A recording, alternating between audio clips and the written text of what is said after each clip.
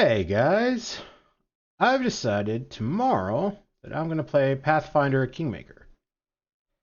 And it's probably going to take me some time to create a character because if I remember correctly, I think Pathfinder split off from D&D 3.5, which I have a little bit of experience with thanks to Neverwinter Nights. But I don't really remember classes or how the classes work and some of the rule sets. And generally, when I make my guy, I usually look at the options and kind of pick what looks neat and all that kind of stuff. So it usually takes me a while. So I figured I would do a quick bonus stream making my guy because I figured that will probably take me like I want to say 30 minutes, but more likely it's probably going to be 45, maybe even an hour, depending on how rules in depth we get. Looking at character abilities and stuff like that, and feats and all that stuff. I'm assuming they have a feat system at least. So I figured I would do this separately so that tomorrow we can just kind of get into it. The only downside I can think about this is that there's probably going to be a opening cinematic after we create our guy, but there's nothing I can do. I'd rather do this as a separate stream, just to save like an hour and kind of lose a little bit of the story than not. Just because that's like 25% of the stream otherwise. So yeah. Anyway, I have decided this. I am going to do it. And if you're watching the VOD, you can skip this video because it's just going to be character creation if you're not interested. Now, let's go. So you might have noticed I got 7 whole minutes into this. I did hop on and check out the options and kind of get that all set up. So that's where that came from.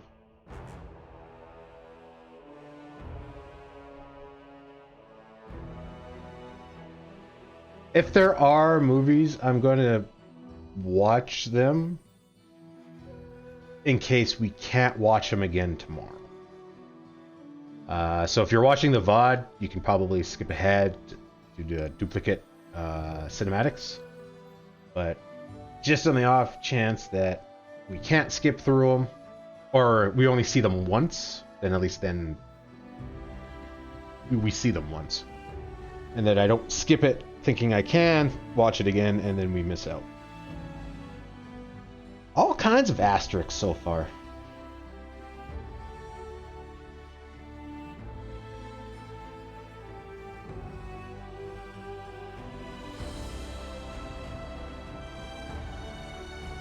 Okay, this I will read tomorrow. How's the... Okay, yeah. I think the audio's okay, hopefully. That's the other nice thing is I can check my audio levels too, so... I finally have done this long enough that I can kind of get a sense because of OBS levels, but I still like to double check. Okay, so this is probably going to be something that pops up because we went to a new game, so let's read it. We as developers are always striving to improve our work. To this end, we need information that we can only get from you. By allowing sending the game statistics to us, you can help us learn more about the way you play and what difficulties you encounter in our game. Only our developers will have access to your game experience data and bug reports. You may disable telemetry in the settings menu at any time. Would you like to enable sending the game statistics? By clicking accept, confirm that you have read and agreed to our terms of use, payment terms, as well as privacy policy. Payment terms makes me a little nervous, but sure. I have totally read that. Select scenario. We did download some DLC. Is that what this is? Main story. Explore the Stolen Lands, a wild territory that has been contested for centuries. Hundreds of kingdoms have risen and fallen in these lands, and now it is time for you to make your mark by building your own kingdom. To succeed in this, you will need to survive the harsh wilderness and the menace of rival nations. as well as pearls from within your own court. Varnhold's Lot. While celebrating your victory at Jamadi Adori's mansion, I'm assuming main story, you met another hero from the Stolen Lands, a mercenary captain, Magar Varn.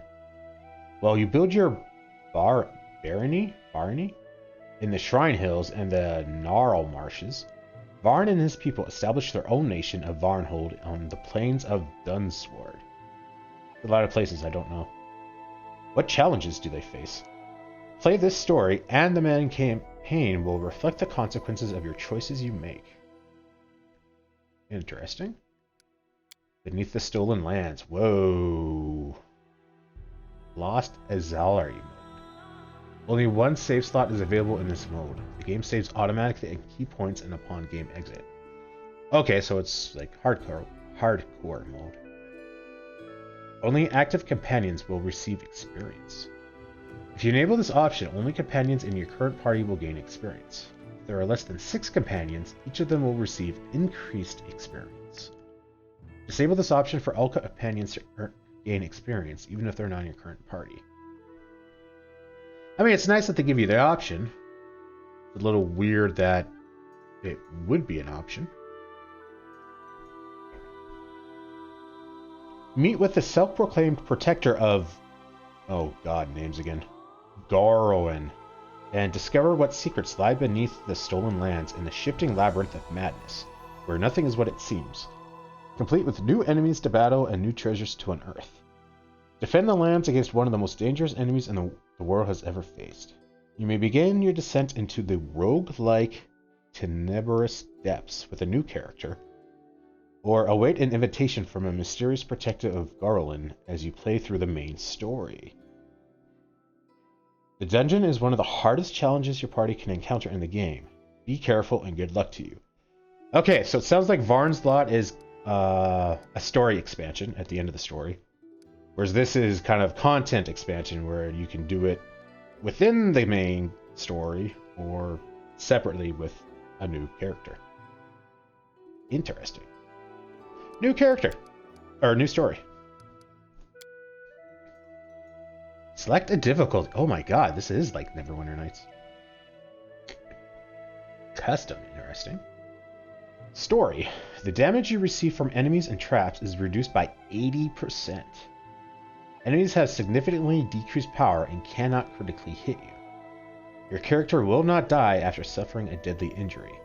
Instead, they fall unconscious until the end of the battle. If all of your characters fall unconscious, the game is over. Easy. The damage you suffer from enemies and traps is reduced by 60%. Enemies have decreased power and cannot critically hit you. Your character will not die after suffering a deadly injury for the first time. Instead, they will be afflicted with the Death's Door condition. If a character with this condition suffers a deadly injury, they will die. Okay, so like a death saving roll kind of thing. Resting in a comfortable and safe place, such as Olgin's trading post, removes the Death's Door condition. Your character can still die from an instant death effect, energy drain, poison, or other similar situation. If your main character dies, the game is over. If a companion dies, you can resurrect them with Raise Dead or a similar spell, an extremely expensive service unavailable to most adventurers. Normal. The damage you receive from enemies and traps is reduced by 20%. Enemies inflict reduced damage on critical hits. Your character will not die after suffering a deadly injury for the first time. Instead, they are affected by Death's Door condition. Okay, can't move my mouse. You can remove the condition. Okay, so that's the same as before. If your main character dies, the game is over. If a companion dies, you can resurrect them. And okay, same thing. Challenging. Your characters will suffer full damage from enemies and traps. Enemies will fight at full power and will have the usual chances of inflicting critical hits. Your character will die after suffering a deadly injury. If your main character dies, the game is over. If a companion dies, you can resurrect them with Raise the Dead or similar spell, and yada yada yada. Choosing this difficulty is not recommended for players not familiar with the Pathfinder system. I kind of want to do that because it puts me on equal footing with the bad guys. I am not familiar with the Pathfinder system, but I am fairly familiar with D&D and the 3.5 system, which I think this kind of split off from. Possibly. Hard. Your character will suffer full damage from enemies and traps. Enemies will have increased power and will have the usual chances of inflicting critical hits. And same stuff. Choosing this difficulty is not recommended for players not familiar with the pathfinding system, as well as Pathfinder Kingmaker battle system. The enemies will not forgive any mistakes made during combats, and your character's builds must be no less than perfect. Okay, probably not doing that. Unfair. Your character will suffer double damage from enemies and traps. Enemies will have significantly increased power and will enjoy the usual 6 chances of inflicting critical hits. Character will die upon suffering a deadly injury, and so on. And it's the same warning. I'm thinking challenging. I'm a little scared. What's this custom one? This option determines the power of all critical hits inflicted upon members of your party. Off, enemies of your party do not suffer critical hits. Weak, damage bonuses are not multiplied on critical hits suffered by your party, making critical hits significantly less deadly. Wait. I'm confused. Well, damage bonuses are not multiplied on critical hits. So how's that different than not having critical hits? Do they do something else other than just increase damage? Members of your party receive full damage from critical hits. Death's Door. With this option enabled, your character and companions will not die after suffering a deadly injury and will instead receive, and we have read that. Companions rise after combat. This option switched on, neither your character nor companions will ever die from any damage or effect. They only become unconscious and will rise after combat is over. Remove negative effects on rest. With this option switched on, blindness, ability damage, and numerous other negative effects will be removed immediately upon resting.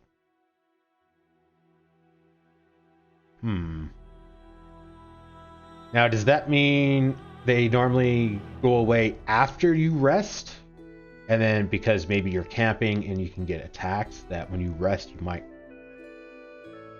you might be attacked and therefore still have those negative effects?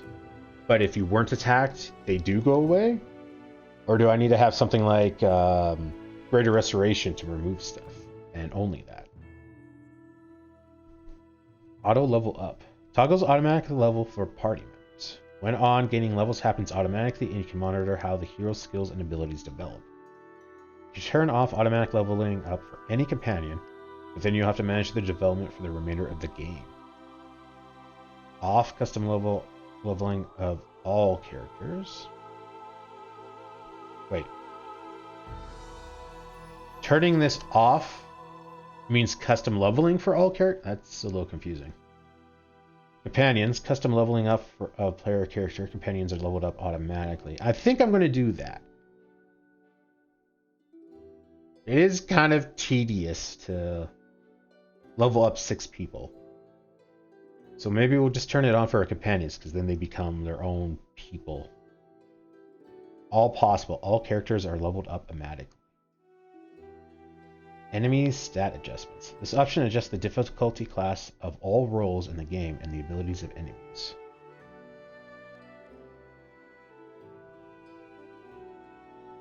Damage to party. This option determines how much damage members your party will receive from all sources. This option determines the ability values of enemies or diminish or increase. Weak. Weak enemies have their ability scores reduced by 4. And their attack bonus and AC will be reduced by 2. Enemies will have their ability scores unchanged. Strengthen will have it increased by 4 and AC by 2. Insane enemies will have their ability scores increased by 8. And their attack bonus and AC increased by 4. Oh my god, that is insane. Party speed depends on the weight you're carrying. Toggles the encumbrance effect on characters' movement speed. Ooh.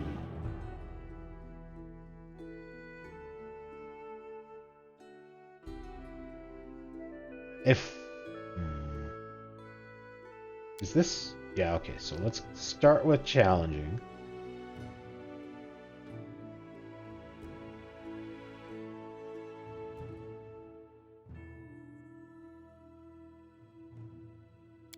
If I do...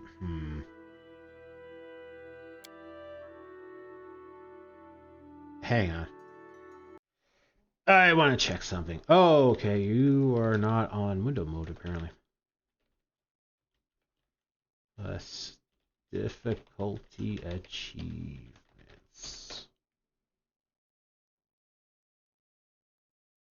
I'm curious if there's difficulty achievements.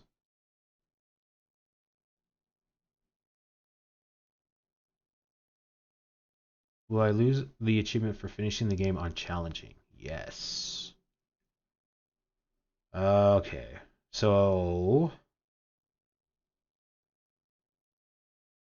Damn. We might actually have to like level up our guys then. Because if we're going to play on challenging, then I want that achievement. But if we can't auto level our guys... Oh, okay. Off means custom leveling for all characters. Okay, that makes sense. I was not reading that right.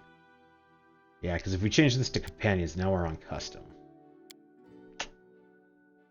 Nuts. Okay. Enemy speed. I'm trying to think. Oh, auto level up. Only on easy. Character speed depends on the weight you're carrying. See, I kind of want to turn this off just because of the quality of life thing. Right? Like, I don't really want to sit there and wait 2 minutes for my guy to go from one end of the map to the other just because he's heavy. Right? Like, let's save some time and just like turn that off and just make it, you know, the normal 30 seconds or whatever. But if we change it, then we're going to change our difficulty. So that's unfortunate. Enable character retrain. When enabled, allow certain NPCs in the game to retrain your character and companions. Changing this option will change the game's difficulty setting to custom.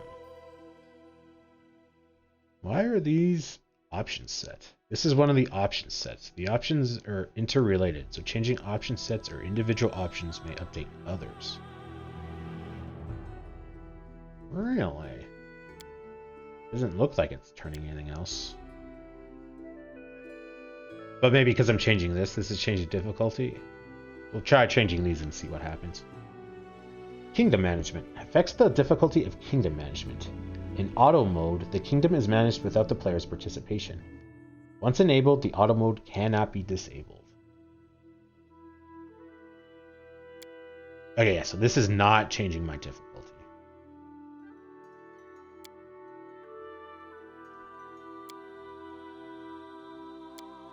I don't even remember what the norm or what it was. I think it was normal. Only active companions receive XP. If you enable this option, only companions in your current party will gain experience. If there's less than 6 companions, each of them will receive increased experience. Disable this option for all companions to gain experience, even if they are not in your current party. Okay, yeah, turn that off. Only skill user receives skill check experience. I'm not sure what that means. If you enable this option, only the character who rolls an ability check will gain experience for its success. Oh, so if I'm picking a lock, then only the person that successfully picked that lock gets the XP and not like the whole group. Disable this option for the whole party to gain the experience for a successful ability check. I kind of want to turn that on. I do like the XP. Let's go back. Let's just kind of reset the difficulty here. Just not... I'm not going to change anything on the difficulty. We're just going to see what they do. Last Azalanti mode. That's the one save thing. Immersive mode. This mode disables almost all interface hints in combat, lines of attack, current enemy actions, cooldown timers. Shows your character's actions and enemies' health bars. Additional options are available in the game. Interesting. I would like to play just to see what that's like. That would make the game so much harder, I think. Show tutorial. Enable to view the tutorial at the beginning of the game. You can turn this option off during the game at any time.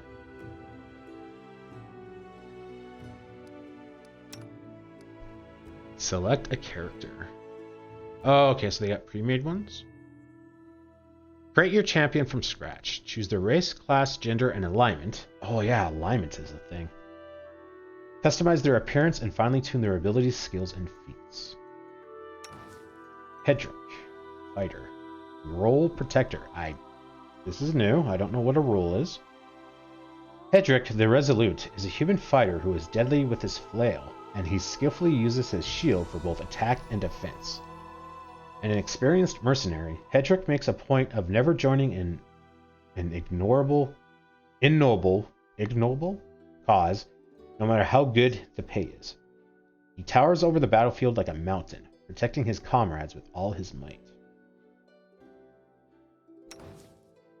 Melatku, paladin and melee. Melatku the Deliverer is a human paladin of Iomede, the goddess of justice.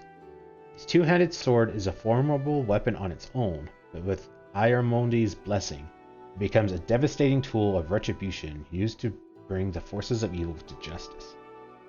Having witnessed too much of the world's malice, Melatku swore to never lay down his arms so long as there are innocents to save and wicked to smite.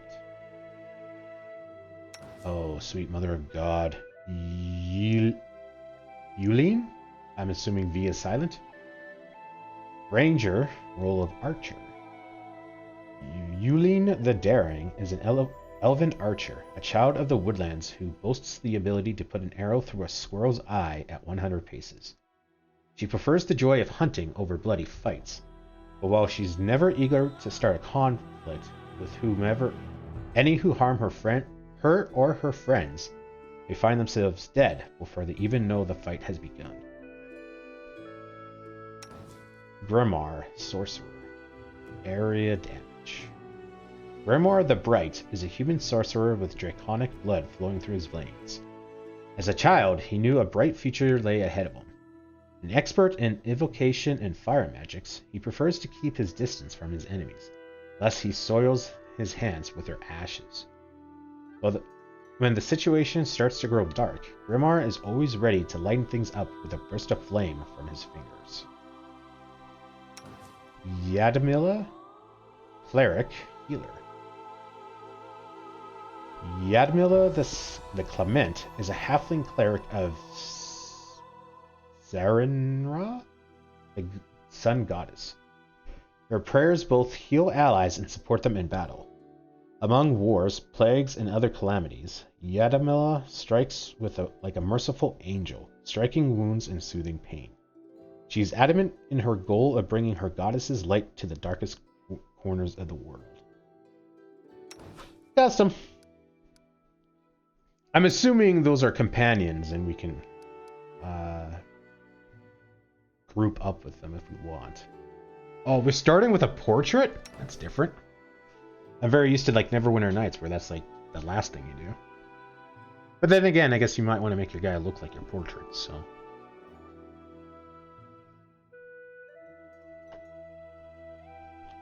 I can't use the arrow keys to like flick between them. Ooh, a Dwarven archer. That's interesting. I wonder if they have their prestige classes.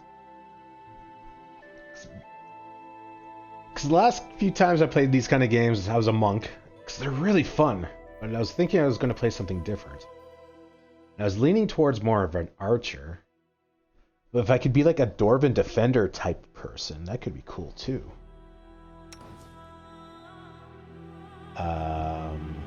That's evil looking.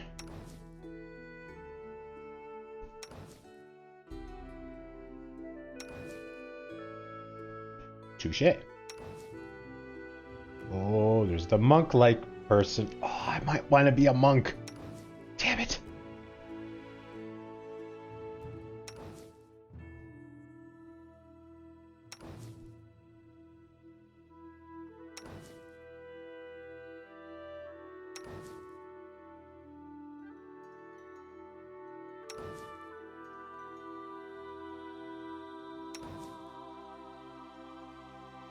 That is a cool picture.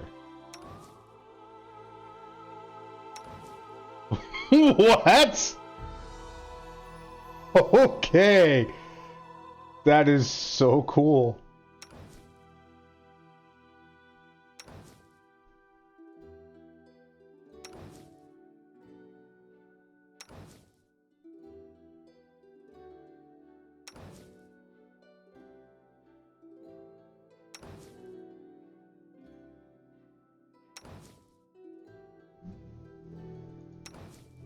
Nothing's really jumping out at me so far. I mean, I don't even know what kind of race I want to be, or what the options are for the races. Because I remember in 3.5, it was like if you were an orc, you'd get +2 strength and like -2 intelligence or something like that. I assume it's going to be the same thing in Pathfinder. That's cool. I might pick that. That's a cool picture. So far, I think that's my go-to. Yeah, okay. Look through them again. I'm thinking the flail with the shield might be my guy. Or at least my portrait. I mean, we don't have to make our guy look like a portrait, but... That's cool too. I might pick you if I go monk. That's kind of like a druid. Roguelike. You're not much different than that. Oh, if they have like an elven archer too. Oh, jeez, I don't know. So many people I want to be.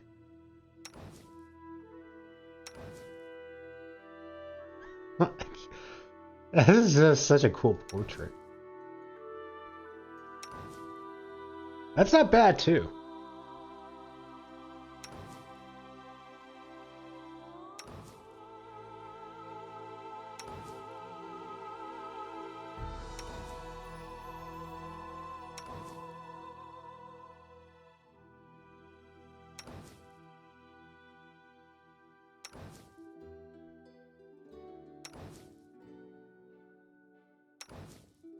These are pretty cool portraits.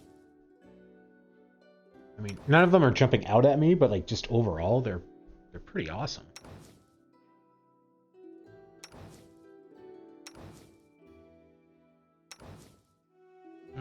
Okay, hang on. I'm going to check. Oh yeah, I was gonna turn that off. Pathfinder Kingmaker. I don't think I saw anything about like extra portraits or anything like that. Oh, I guess I gotta do that on mine.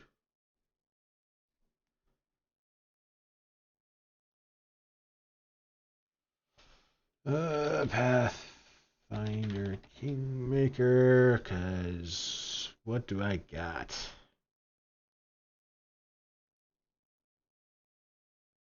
Arcane Unleashed. What are you? Free DLC adds the new spells into the game.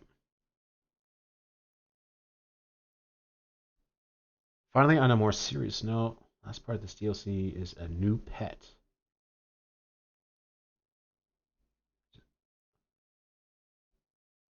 Oh, lost their cat just before the game.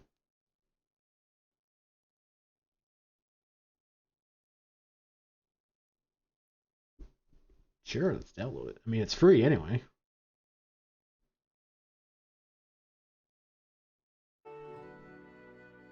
Might have to restart the game, but it's just spells. I don't think I'm going to be a spellcaster.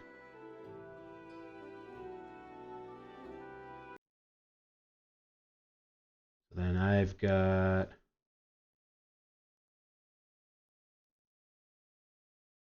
pretty much everything but the season pass, which doesn't have a cost, so I guess I couldn't buy the season pass when I bought this. Oh no, it does have a cost. Interesting. Oh, maybe because I have the stuff already, there is no cost because I already have it. Anyway, there is no portraits. That was the That's what I was looking for, just to see if there's like a portrait DLC. Okay, so hang on. Before we get too far into this,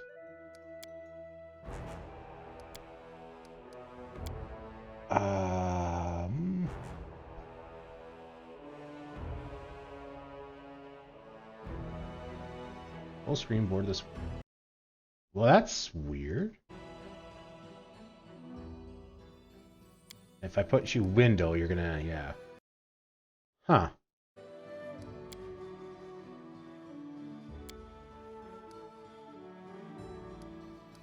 And if I do this, oh, it like minimizes.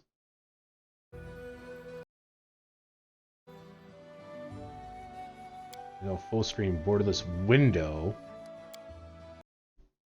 If I clicked out of it, it still like minimizes, but there's no animation. That's weird. If you're window mode, it shouldn't shrink down when I click away, but whoop, nope. Oh well. Worry about it later, I guess. Challenging. Custom. See, we're already a half hour in and I haven't even like started making my guy yet. This is why I wanted to do it before we started playing. This guy. Okay, there's all kinds of stuff going on here. Human, race traits, +2 to 1 ability score. At creation, the character gets +2 bonus to an ability of their choice. What is the tooltip that keeps popping up? Oh, just a feat. A feat is an ability a character has mastered. Feats often allow characters to circumvent rules or restrictions. Characters gain 1 feat at the first level and every 2 levels thereafter. Humans receive a bonus feat at first level. Okay, so it's not every 3rd level, it's every 2 levels for Pathfinder. Skilled. Humans gain an additional skill rank at first level and 1 additional rank whenever they gain a level. Okay, right, they would have skills. Of course they would. Humans possess exceptional drive and a great capacity to endure and expand, and as such are currently the dominant race in the world. Their empires and their nations are vast, sprawling things, and the nations of these societies carve names, and the citizens of these societies carve names for themselves with the strength of their sword arm and the power of their spells. Humanity is best characterized by its tumultuousness and diversity, and human cultures run the gamut from savage but honorable tribes to decadent, devil-worshipping noble families in the most cosmopolitan cities. Sorry, guys. Human curiosity and ambition often triumph over their predilection for a sedentary lifestyle, and many leave their homes to explore the innumerable forgotten corners of the world, or lead mighty armies to conquer their neighbors, simply because they can. The physical characteristics of humans are as varied as the world climbs. They are from the dark-skinned tribesmen from the southern continents to the pale and barbaric raiders of the northern lands.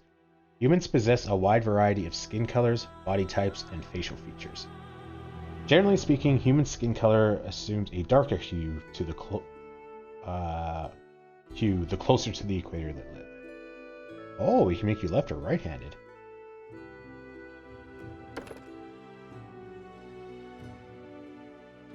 Elf, King's Senses. Dwarves, elves, gnomes, half-elves, half-orcs, and halflings receive a +2 racial bonus to perception checks. Elven Magic. Elves receive a +2 racial bonus on caster level checks made to overcome spell resistance. In addition, elves receive a +2 racial bonus on knowledge, arcana skill checks, made to identify the properties of magic items. Elven Immunities. Elves are immune to sleep magic effects and gain a +2 racial saving bonus throw against enchantment spells and effects. Elven Weapon Familiarity. Elves are proficient with longbows, including composite longbows, longswords, rapiers, and shortbows, including composite shortbows, and treat any weapon with the word Elven in its name as a martial weapon. The long-lived elves are children of the natural world, similar in many superficial ways to fey creatures, yet different as well. Elves value their privacy and traditions, and I don't know if I'm going to read the background on all these things. Because that's going to take this even longer. This will be like a full stream if I do that. So I'll read the background of of whoever I pick. Slow and steady. Dwarves have a base speed of 20 feet, but their speed is never modified by armor or encumbrance. Stability. Dwarves gain a +4 ratio bonus to the combat maneuver defense when resisting a bull rush or trip attempt while standing on the ground. Okay. Oh, cool. We can open up a thing. Hardy. Dwarves gain a +2 ratio bonus on saving throws against poison, spells, and spell-like abilities. Defense training giants. Dwarves and gnomes gain a +4 dodge bonus to AC against monsters of the giant subtype. Hatred. Orcs and goblins. Dwarves gain a +1 ratio bonus on attack rolls against humanoid creatures of the orc and goblinoid subtypes because of their special training against these hated foes. King senses. Dwarves, elves, gnomes, half-elves, half-orcs, and halflings receive +2 ratio bonus on perception check. Dwarven weapon familiarity. Dwarves are proficient with battle axes, heavy picks, that sounds much better, and warhammers, and treat any weapon with the word dwarven in its name as a martial weapon. I keep saying marital. Gnome. King senses, hated reptilian humanoids. +1 attack rolls. Defense against giants. Illusion resistance. +2 saving throw against illusion spells and effects. Gnomes add +1 to the DC of any saving throws against illusion effects that they cast. Obsessive. Gnomes receive a +2 ratio bonus on knowledge world checks. Slow movement. Gnomes have a base speed of 20 feet. I'm assuming the normal movement is 30. Halfling. Fearless. +2 saving throws against fear. Its bonus stacks with a bonus granted by halfling luck. Base speed of 20. Sure-footed. +2 to athletics and mobility checks. Keen senses. Halfling luck. Halflings receive a +1 bonus on all saving throws. Then you get an extra 2 on fear. Half-elf. +2 to 1 ability score. Keen senses, elven immunities. Are immune to magic effects and +2 against enchantment spells and effects. Adaptability. Half elves receive skill focus as a bonus feat at first level. Half orc. +2 to 1 ability score. Don't remember that from D&D. Skilled. Half orcs gain an additional skill rank at first level and 1 additional rank whenever they level up. Intimidating. Half orcs receive +2 bonus on persuasion when used to intimidate. Orc weapon familiarity. Proficient with great axes and falchions, and treat any weapon with the word orc in its name as a martial weapon. Orc ferocity. When a half-orc is brought below 0 hit points but not killed, he can fight on for 1 more round as if disabled. At the end of his next turn, unless brought to above 0 points, he immediately falls unconscious. Interesting. Aasimar. Heritage.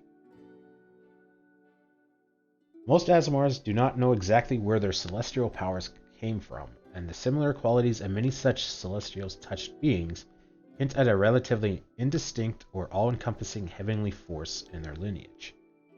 Some, however, possess more unique traits and abilities inherited from their supernaural forebears, attributes that hint at the precise type of celestial being that has affected their ancestors. So what does that mean? Light Halo.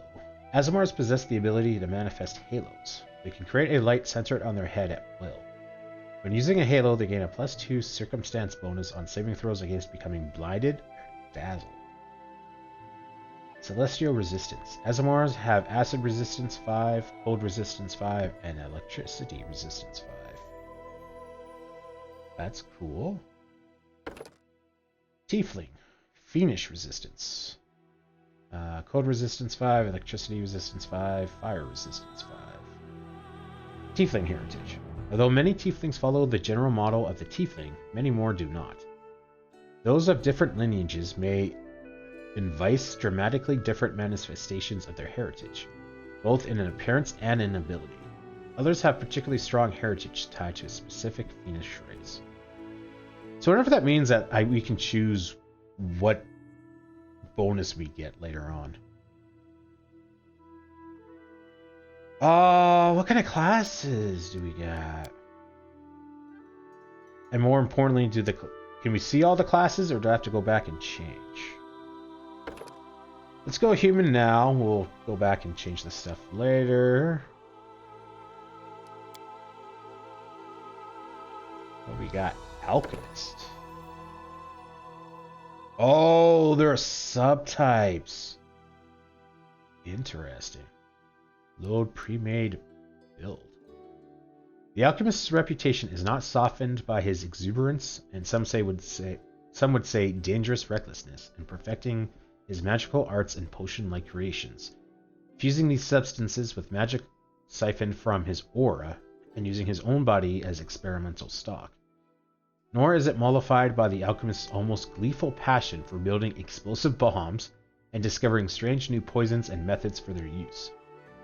These traits, while making him a liability and risk for most civilized organizations and institutions of higher learning, seem to fit in quite well with most adventuring groups. Like a bomb? More bomb? Discovery? Poison resistance? I don't know what any of this is. Throw anything.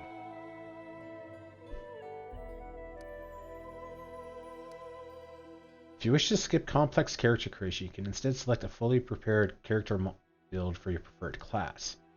This preferred build has all the ability scores and skills already distributed and all features, feats, and spells already selected. A prepared build will allow you to automatically level up the character throughout the whole game. Auto level up in difficulty settings is set for all possible.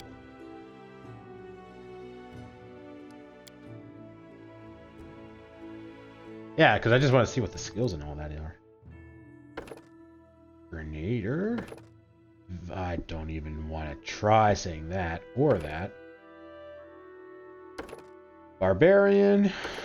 Bard, Cleric, Druid, Fighter, Inquisitor. Inquisitors tend to move from... Oh, hang on. Barbarian. Armored Hulk, Mad Dog, and Vulnerable Rager. Bard, Archaeologist, Thundercaller, Flame Dancer. Cleric, Crusader, Herald Caller. Other word I'm not even going to try to say. Druid, Blight Druid, Defender of the True World, Bay Speaker. Fighter, Dory Defender, Tower Shield Specialist. Many fighters believe the Tower Shield is a tool suitable only for troops on the battlefield, claiming it is too large and bulky to use in skirmishes or within dungeon corridors. Tower Shield Specialists defy these notions, using their massive shields with startling skill and incredible effect. They use these seemingly clumsy shields to perform deft maneuvers that confound their enemies. Interesting. And two-headed fighter. So, Inquisitor. Inquisitors tend to move from place to place, chasing down enemies and researching emerging threats. As a result, they often travel with others, if for no other reason than to mask their presence. Inquisitors work with members of their faith whenever possible, but even such allies are not above suspicion. Monster Tactician, Tactical Leader, Sacred Huntsman. Kineticist? Kineticists are living channels for elemental matter and energy. manipulating the world around them by drawing upon inner reserves from their own body. Kineticists often awaken to their kinetic abilities during a violent or traumatic experience, releasing their power involuntarily. As kinetic power is seldom inherited, kineticists are rarely able to find mentors to guide them. They must delve into these mysteries on their own to learn to control their gifts. Kineticists generally use their powers to assail their foes from range, but based on the way their talents develop, they can channel their kinetic abilities for a variety of situations. Kineticists are usually quite different from their families and friends, so they often strike out on their own or alongside others with extraordinary talents. And there's a lot of this. Dark Elementalists, Psychokineticist, Kinetic Knight. Magus. Magi spend much of their time traveling the world, learning whatever marital or arcane secrets they can find. They might spend months learning a new sword fighting style from a master warrior, while simultaneously moonlighting in the local library, pouring through tomes of ancient lore. Most who take this path dabble in all sorts of lore, picking up anything that might aid them in their search for perfection. Eldritch Scion, Sword Saint, Eldritch Archer. The Eldritch Archer rains magical attacks down on her foes. Monk! Good old monk. Scaled Fist, Sensei, Traditional. Traditional monks walked the strict path of discipline which thousands of predecessors trod before them. They sacrificed the freedom to choose their power in exchange for steeled willpower and the trusted set of traditional abilities. Paladin, Divine Hunter, Hospitaller, Divine Guardian, Ranger, Freebooter, Flame Warden, Stormwalker, Rogue, Eldritch Scoundrel, Knife Master, and Thug. Slayer. Skilled at tracking down targets, Slayers are consummate hunters, living for the chase and the deadly stroke that brings it to a close. Slayers spend most of their time honing their weapon skills, studying the habits and anatomy of foes, and practicing combat maneuvers. Vanguard, Deliverer, Spawn Slayer. Sorcerer, Imperial Sorcerer, Sylvian Sorcerer, Sage Sorcerer, Wizard, Arcane Bomber, nice, Thessalian Specialist, Scroll Savant. Okay, and then we got these, okay, so what kind of stuff we got here? Arcane Trickster, Stalwart Defender, which I assume is their version of Darwin Defender. Dodge, Toughness, Base Attack, Bonus 7. Yeah, it sounds like the same prerequisites. Stalwart Defenders are masters of melee combat, striving to prove that the best offense is a good defense. Stalwart Defenders are normally found on the front lines of battle, holding a position to cover their allies, leaping into breaches of opposing formations, and holding them open for others, and guarding more vulnerable allies by acting as mobile fortifications, stable points in the ever-changing chaos of battle. I don't know if I want to be that, but it's nice to have that. Eldritch Knight, Dragon Discipline, Mystic Theurge. That's new. Arcana 3, Lore 3, second level spells, Divine spells. Oh, this is... Wait, hang on. There's no boundaries. Okay, there's the description. Mystic theologies place no boundaries on their magical abilities and find no irreconcilable paradox in devotion to the arcane as well as the divine. They seek magic in all its forms, finding no reason or logic in denying themselves instruction by limiting their knowledge to one stifling paradigm, though many are simply hunger for limitless power. The Mystic Theurge is a powerful component for any party, applying magic for attack, defense, and healing. Mystical theurges travel the world in search of arcane and holy artifacts, magical lore, or divine revelations, and most have no qualms about teaming up with groups of adventurers so long as the group's goals do not directly conflict with their own. Interesting. Duelist. Adlordi Sword Lord? Ooh. The Sword Lords follow no singular path to dueling mastery. Some of those who take up their blade only dabble in its use, while others explore swordplay with the dueling weapon in unconventional ways. Huh. But no, like, archer class?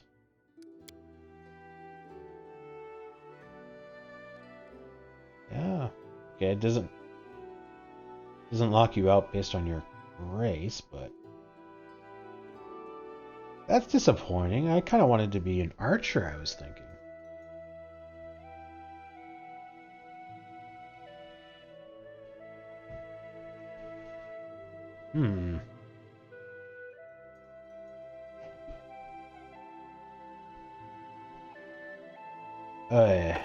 Alchemists, barbarian, bard, cleric, druid. Fighter is usually a pretty good standby.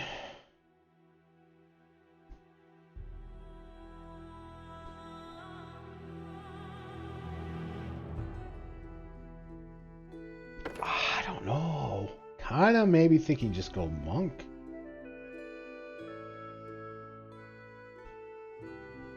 +6 reflex? Damn.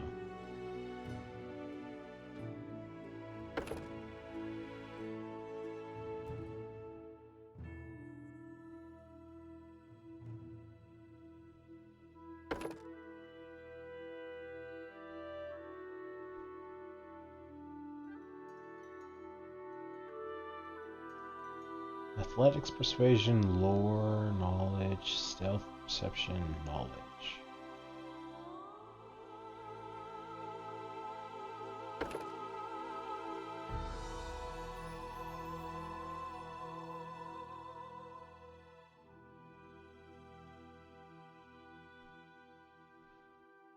I don't know. I guess I should have put some thought into this before I started streaming. We're almost an hour in, and we're like halfway done our guy. Ish. What am I? What is this? Oh, color selection.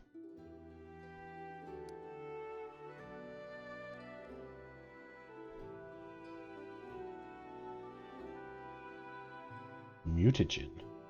Alchemist learns to create a mutagen that he can imbue in order to heighten his physical powers at the cost of his personality? What?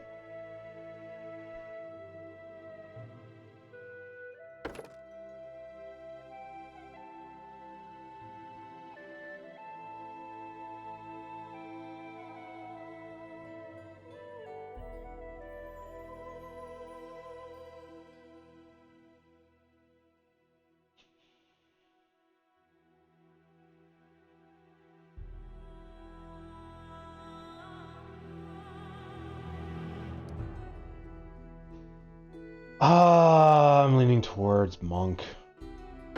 Just because I don't really know what some of the stuff means. And the monks get super freaking powerful later on. Or they typically do, at least.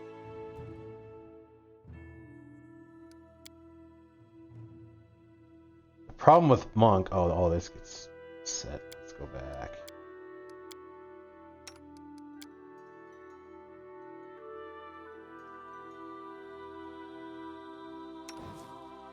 I don't know. I like this picture, and I kind of want to like work it out, though. Maybe we'll be...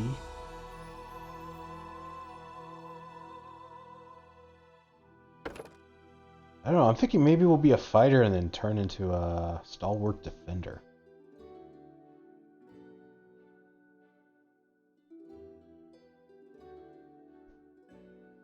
I think we're going to do that.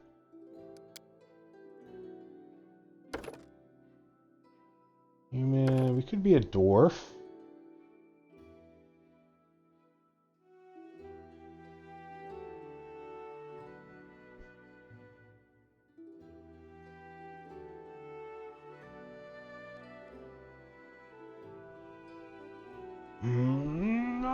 I don't know. There's so many different classes I want to be. Well, when I played Neverwinter Nights, I was a monk. So let's like maybe be something else then. I think I was also a monk when I played Baldur's Gate. I should at least maybe change it up. Yeah.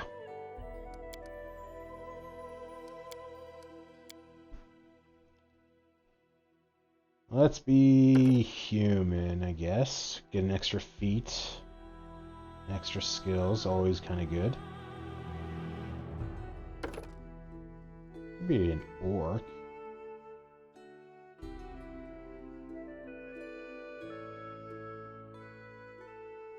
I mean, orc ferocity would be pretty good. Yeah, let's be human. Let's try to match our portrait, I guess. Okay. Strength. How does it work in this? Engage in hand-to-hand combat. Character strength falls to 0. They're too weak to move and fall unconscious.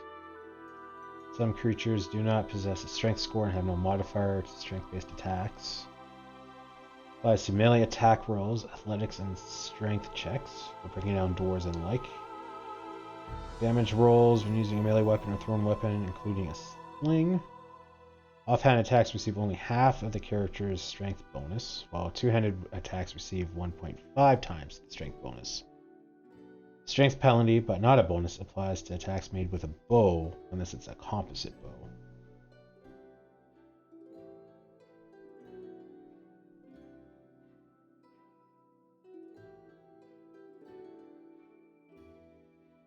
Why can't I... Wait, what?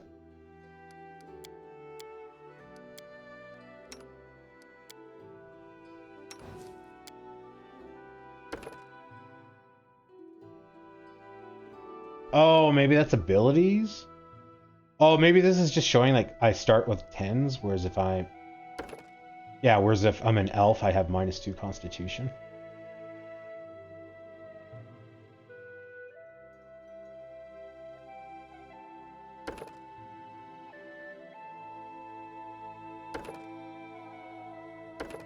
Okay. That's what's going on. I thought we had to pick our stats already.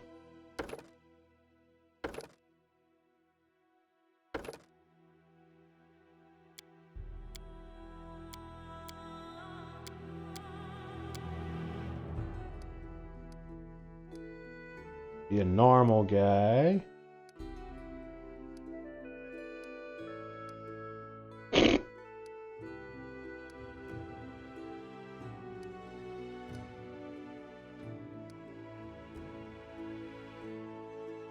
It kind of looks like our guy.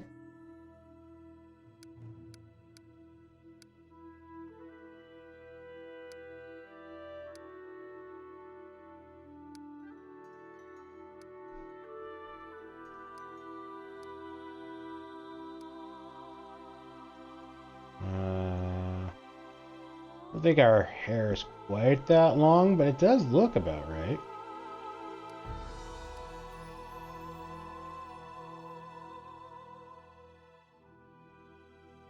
Could be it.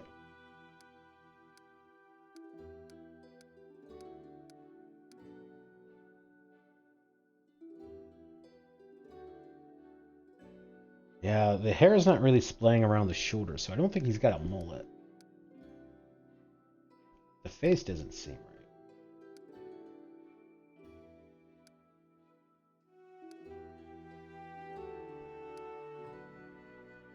How do you have a face not match your portraits? Come on, guys.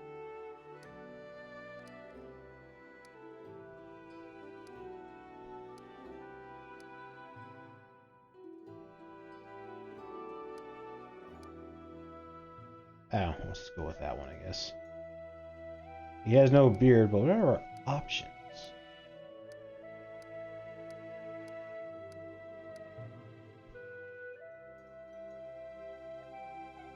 Kind of like a darker hair color. Oh, that's red. I thought that was purple.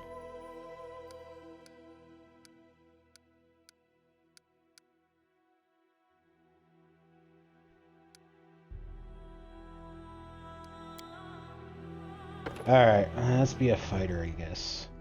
Fighters excel at combat, defeating their enemies, controlling the flow of battle, and surviving each such sorties themselves. While their specific weapons and methods grant them a wide variety of tactics, few can match fighters for their sheer battle prowess.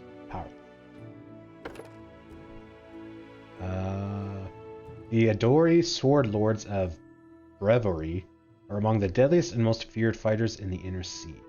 They've spent long years mastering the Adori dueling sword, pitting themselves against other dueling swords and all manner of weaponry besides. Their speed and reflexes weave a net of impenetrable steel around them, from which they strike and harry their unfortunate opponents. The most common form of Adori dueling, and arguably the easiest of the techniques to master, focuses on avoiding damage and disarming foes. These sword lords prefer to wear light or no armor, trusting their skills for protection. Okay. And they do have different things, okay. Tower Specialist we've already read. And two-handed fighter. Some fighters focus their efforts on finding the biggest, heaviest, most imposing weapon they can find and training to manage and harness the weight of their massive weapons for maximum impact. These fighting schools benefit only apply when using two-handed weapons. I would just be a normal fighter. +2 fortitude. Base attack bonus. Each creature has a base attack bonus representing overall combat skill. As a character gains levels or hit dice, his base attack increases. You know what? Screw it. I am jumping back and forth so much. Let's be a monk. They get so many cool things. And if we're going to be a monk, maybe we could still be human.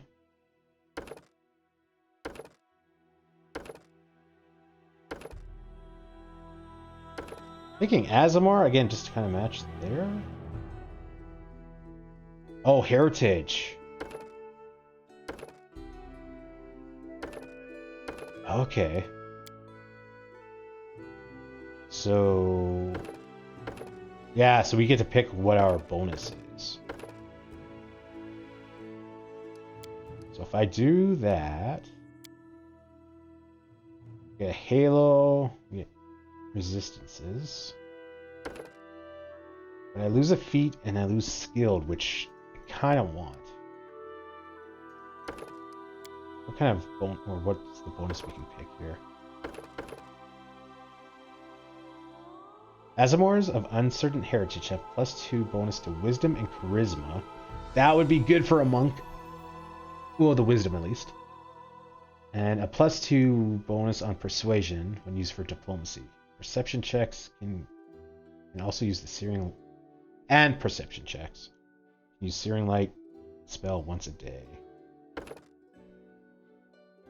+2 to Strength and Charisma, +2 to Lore Religion, and use Magic Device, Lesser Restoration spell once a day.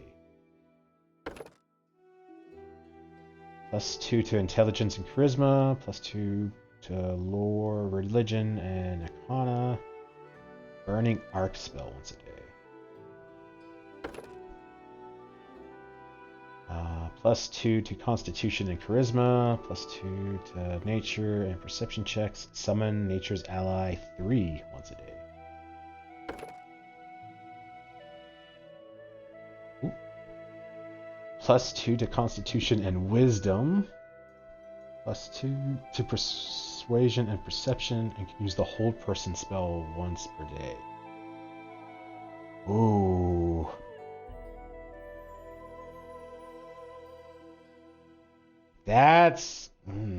That might make me want to be an Aasimar. +2 to dexterity and charisma. +2 to persuasion and mobility checks, and can use the glitter dust spell once a day. That's probably also really good. Dex would let us have higher... I'm assuming monks work the same way in that Dex increases our damage, because we can use Dex instead of strength, supposedly, and adds to our AC. Charisma's not bad because I probably want to talk my way. Mobility would probably be good for monk because I think that lets me move around a little bit more in combat. +2 to dexterity and wisdom. +2 to mobility and athletics checks, and can use invisibility once a day. Oh my gosh.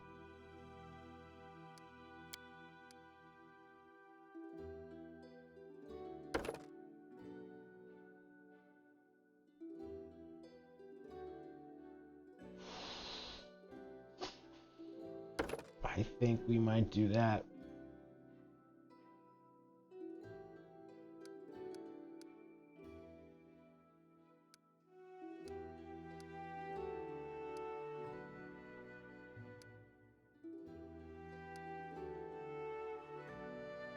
Oh, we only have 4 faces.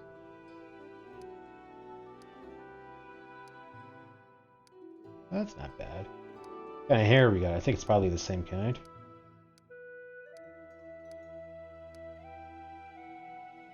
I kind of want to have long hair. I'm not even going to try to match the picture, I think. Oh, it could be like a monk from a mountaintop where we just haven't cut our hair in a decade.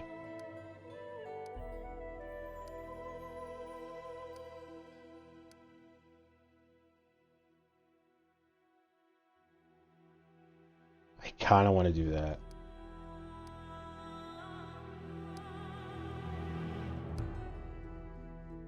I do like the gold hair. Matches our eyes. Gotta access. Ooh, that is super blue.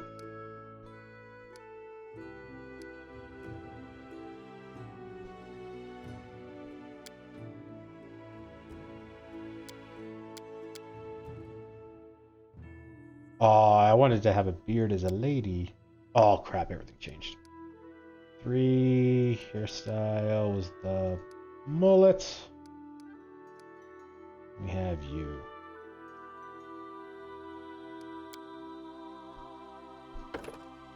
Monks excel at overcoming even the most daunting perils, striking where it's least expected, and taking advantage of enemy vulnerabilities. Fleet of foot and skilled in combat, monks can navigate any battlefield with ease, aiding allies wherever they are needed the most. Scaled Fist. Steeped in traditions that trace their origins to the warrior monks who trained under the tutelage of draconic masters, Scaled Fists issue passive introspection in favor of unshakable confidence. Scaled Fists learn to combat brutal intimidation with the brazen ferocity of an ancient worm to devastate their foes. Sensei. The sensei is a revered teacher who imparts lessons on the oneness of mind, body, and spirit, along with occasional correction that is subtle and swift. Rather than using wisdom for his own benefit alone, he uses it to better those around him. Traditional. Traditional monks walk the strict path of discipline which thousands of predecessors trod before them. Oh yeah, we've already read that. +2 fortitude, +2 reflex.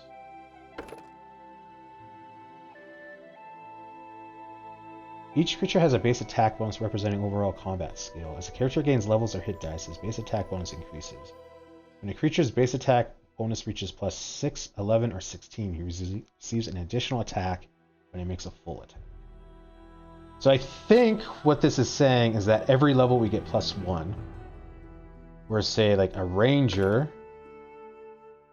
Rogue? Oh, maybe not. +0.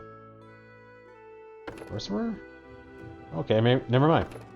I was thinking that it would be like every level you get +1, or every other level +2, or every third level you get +1, or every fourth level you get +1. Can't cast spells. Fury of Blows. Improved Unarmed Strike. At first, or may as well read through these just to make sure they work how I think they work. At first level, a monk can make a Fury of Blows as a full attack. When making a Fury of Blows, the monk can take one additional attack at his highest base attack bonus. This additional attack stacks with the bonus attacks from haste and other similar effects. And using this ability, the monk can make use of these attacks with any combination of his unarmed strikes and weapons that have the monk special weapon quality. He takes no penalty for using multiple weapons when making a Fury of Blows, but he does not gain any additional attacks beyond what has already been granted by the Fury of Blows for doing so. What? Not any additional attacks beyond... Oh, okay. So, if I'm dual wielding and I use Fury of Blows, I only get 2 attacks. Even though you would think it'd be 3, because it's 1 for my left hand, 1 for my right hand, and then 1 from Fury of Blows. Because Fury of Blows only lets me take 1 extra attack, even though I'm dual wielding, I only get 2 attacks rather than 3. I think that's what it's saying. At 11th level, a monk can make an additional attack at his highest base attack bonus whenever he makes a Fury of Blows. It stacks with the first attack from this ability and additional attacks from haste and similar effects. Improved Unarmed Strike. You are considered to be armed even when you're unarmed. You can make an unarmed attacks that deal 1d3 bludgeoning damage, if medium, 1d2 if small. Oh, it's not 1d4, it's 1d3. Interesting. And I assume that increases as we go. AC bonus. When unarmored and unencumbered, the monk adds his wisdom bonus, if any, to his AC and CMD. In addition, a monk gains +1 bonus to AC and CMD at 4th level. This bonus increases by 1 level for every 4 monk levels thereafter, up to a maximum +5 at 20th level. These bonuses to AC apply even against touch attacks or when a monk is flat-footed. He loses these bonuses when he's immobilized or helpless, when he wears any armor, when he carries a shield, or when he carries a medium or heavy load. Stunning Fist. You know just where to strike to temporarily stun a foe. You must use this feat before you make your attack. Thus, a failed attack roll ruins the attempt. Oh. Stunning Fist forces a foe damaged by your unarmed attack to make a Fortitude saving throw. DC 10 plus half your character level plus your Wisdom modifier, in addition to dealing damage normally. A defender who fails this saving throw is stunned for 1 round, until just before your next turn. A stunned character drops everything held, cannot take actions, loses any dexterity bonus to AC, and takes a -2 penalty to AC. You may attempt a stunning attack once per day for every 4 levels you have attained, and no more than once per round. Constructs, oozes, plants, undead, incorporeal creatures, and creatures immune to critical hits cannot be stunned. Okay. That does sound about right. I'm so used to 5e at this point that seems really bad, but I think that's what it was in 3.5. Unarmed Strike. At first level, a monk gains improved unarmed strike bonus as a bonus feat. The damage dealt by a medium monk's unarmed strike increases with level. 1d6 at levels 1 to 3. What? This says it's 1d3. Oh, improved unarmed strike, I think, is a feat. And we just get that for being a monk. Because if you're, say, a wizard and you get that feat, then you can do 1d3 damage. Right? But unarmed strike is a monk-only thing.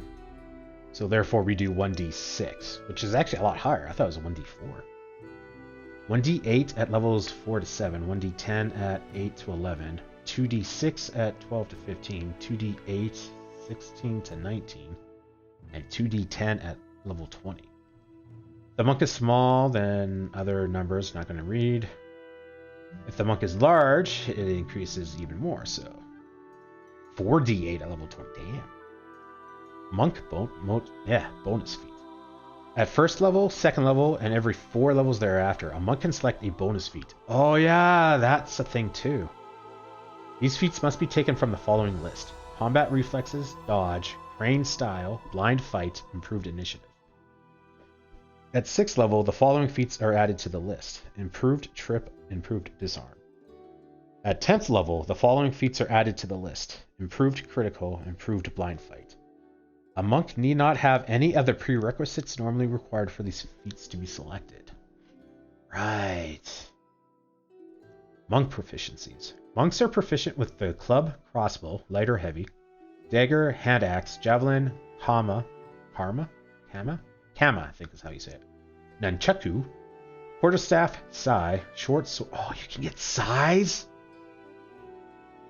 Oh, we are totally going to be Raphael.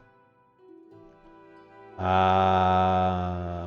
was I? Short sword, short spear, shuriken, Zyangham. I don't know that one.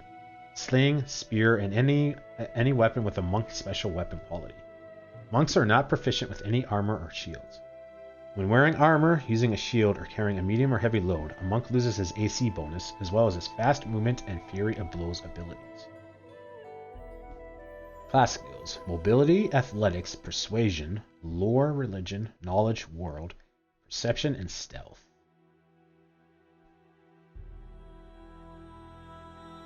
Okay, so out of curiosity, does this change it? Oh, this does change stuff. You get extra will.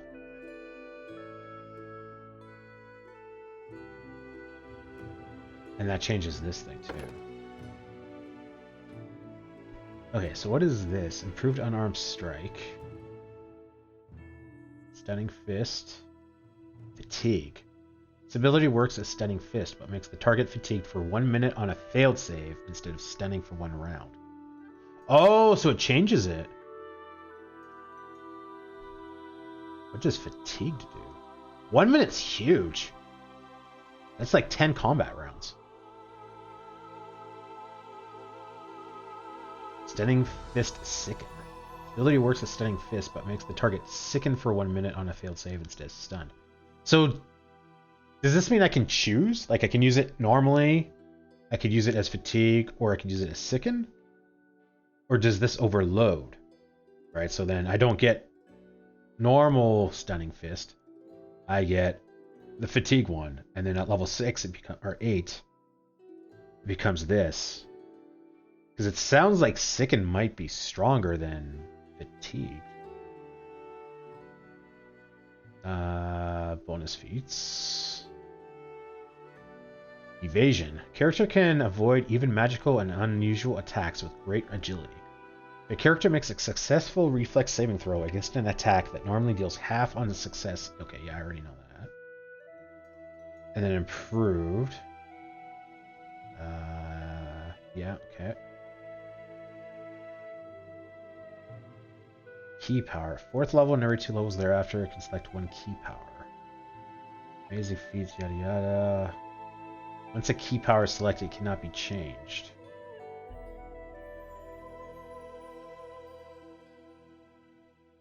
Key strike magic.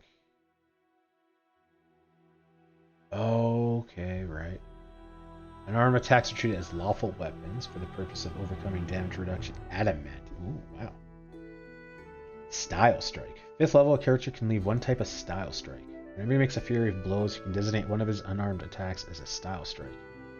It's resolved as normal, but an additional effect depending on the strike chosen. And that's my fast movement thing.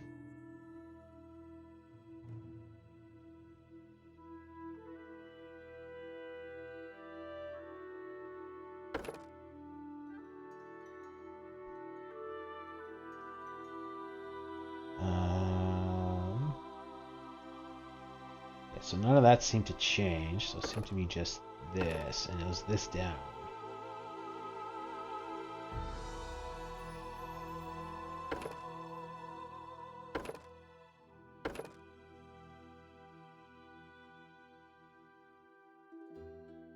Hang on, what? I get this more often as a monk. Oh, I don't get it as a normal monk, I guess. It's a key pool thing, still mind. Purity of body. Wholeness of body.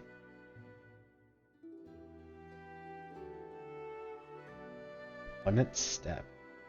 Slip magically between spaces as if using the spell Dimensional Door. Using this ability as a move action consumes 2 points from his key pool. He cannot take other creatures with him. Okay, so this is kind of the monk I know, which I guess makes sense. It's a traditional monk. Diamond Soul, yeah. Yeah, magic resistance, yeah. Quivering Pawn. Itself, fast movement.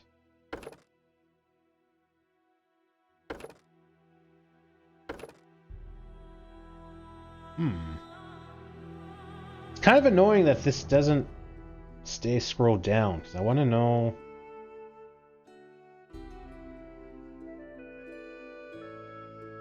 So, okay, so I only get immune to diseases. I don't get poison resistance.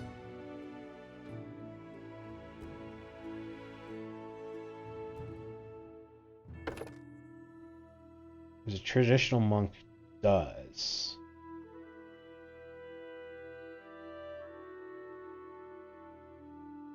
Like, what else do I...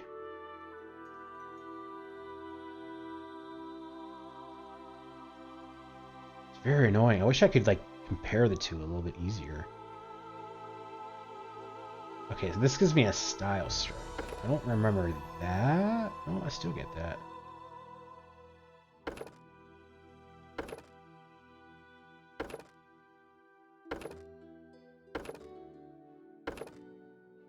So this moves up, the style strike. Or moves down. Oh yeah, okay, up from this perspective. That moves up.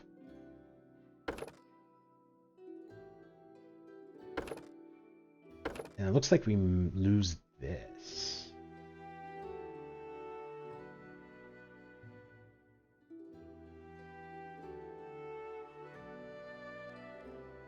So key power?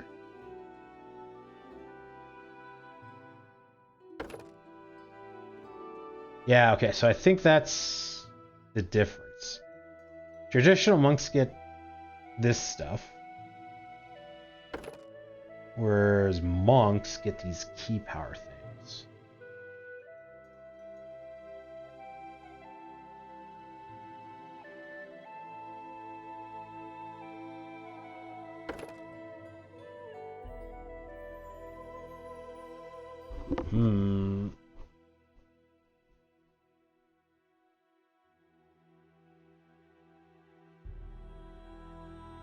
That's strike style. Third level, monk gains a number of key points he can use to accomplish amazing feats. Number of the points is equal to half his monk level plus his wisdom. As long as he makes 1 point, he can make a key strike. Third level, key strike allows his unarmed attacks to be treated as magic. By spending 1 point from his key pool as a swift action, monk can make 1 additional unarmed strike at his highest attack bonus when making a Fury of Blows attack. This bonus attack stacks with other bonus attacks from Fury of Blows as well as haste and similar effects. Monk.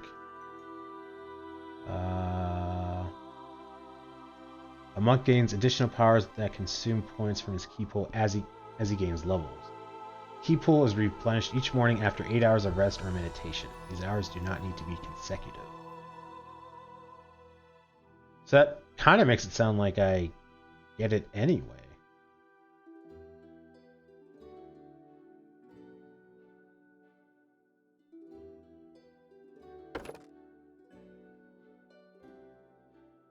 Fourth level and every 2 levels thereafter can select a key power. I might have to Google this. Like what? Oh, wait, no. That just lets me see.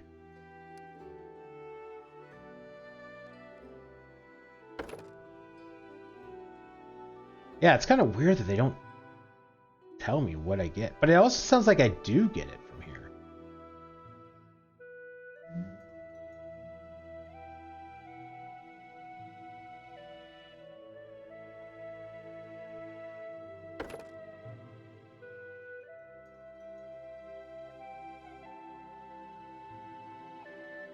So I'm wondering if maybe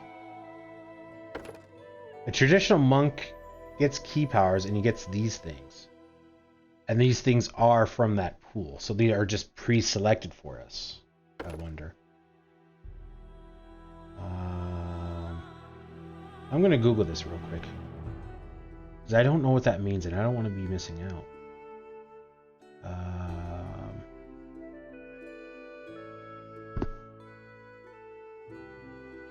Key power.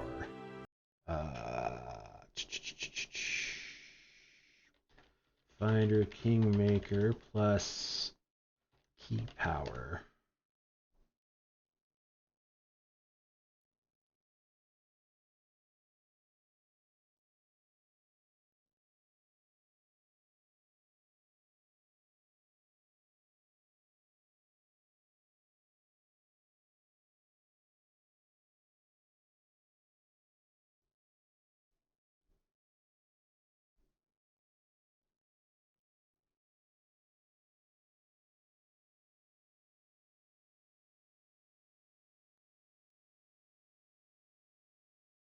Select one key power. Yeah, that's what I'm trying to look up.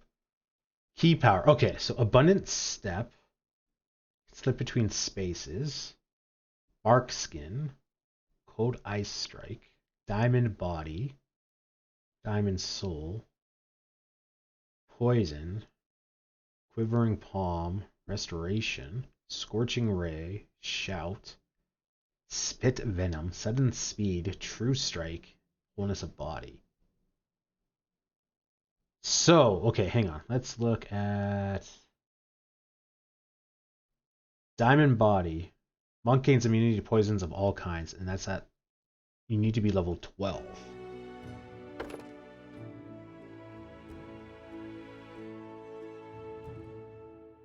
This is Diamond Soul.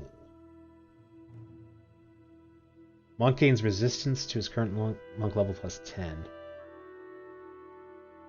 Oh, that's a spell resistance thing.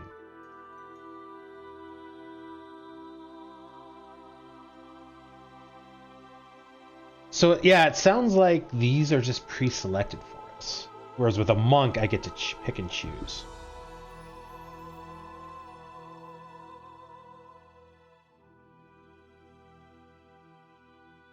So it seems like the only difference really is the +2 will as a traditional monk.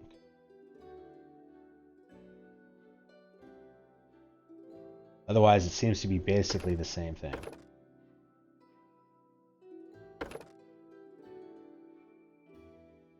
Purges allies. Bonus feat stuff.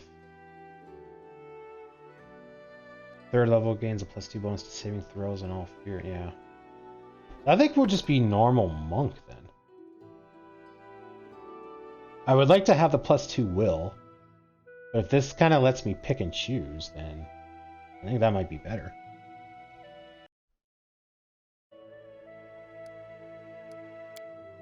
Okay, yeah, right. We gotta pick our heritage now. Wisdom and charisma. There was one down here. It was Dex and Wisdom or something, wasn't it? Dexterity and Wisdom.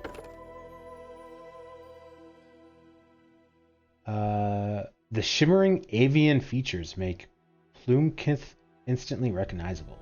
Though they act rashly, Plunkith never shirk their duty after making a commitment. Gawardia blooded Azamors have +2 racial bonus to dexterity and wisdom, which is good as monks. +2 to mobility and athletics checks, and can use the invisibility spell once per day. Visibility is a little less useful, but persuasion and perception.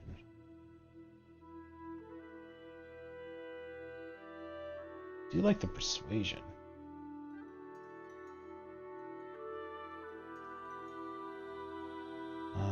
strength and charisma, intelligence, constitution and charisma. And hold person is nice.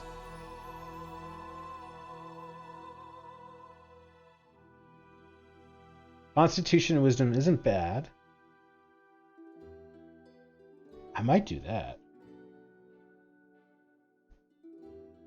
Although the only problem with this is I kind of wanted to play as an evil guy, and now we're going to be stuck being... Well, I guess we could be lawful evil or something. But I don't know, can we be a lawful evil lawbringer? I feel like that's going to lock us out. Dexterity and charisma. Well, I don't know. I'm not... Monks are pretty mad, right? Multiple attribute dependent, right? We need to have decent dexterity, decent wisdom, and constitution. Right, so that's half of the things. Right. I would like to be able to talk my way through things. But then I would have to have decent charisma. So now we have to have like almost be a jack of all trades.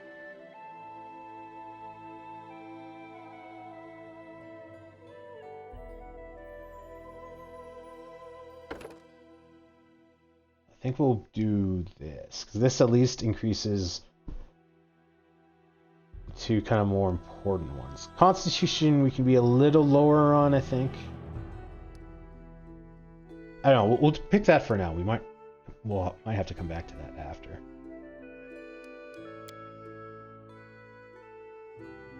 Skills, okay. Your attack bonus with a melee weapon is the following: base attack, strength, size modifier. Oh, so I need to have...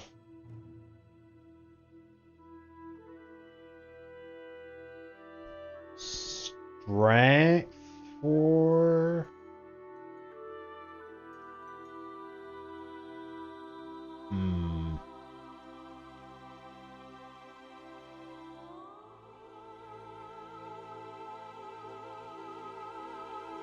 Because maybe that's a Dungeons and Dragons 5e thing I'm thinking of, where you can use your dex.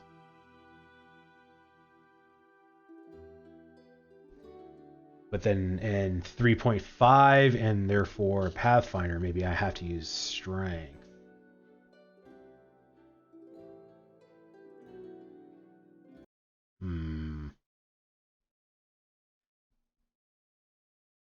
Let me Google this. How does unarmed monk work?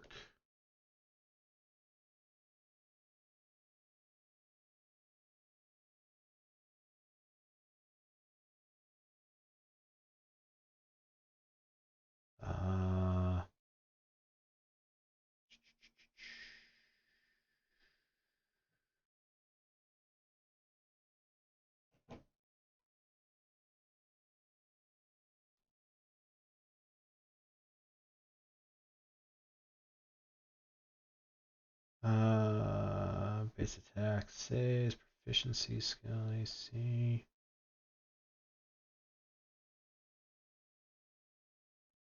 Unarmed strike, generally a monk because you want to hit things with your feet.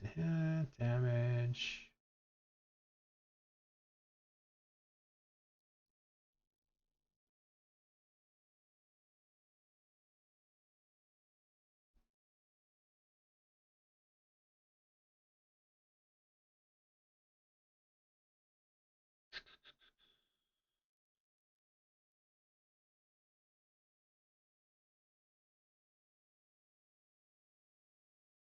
That doesn't tell me much. Can I see in here?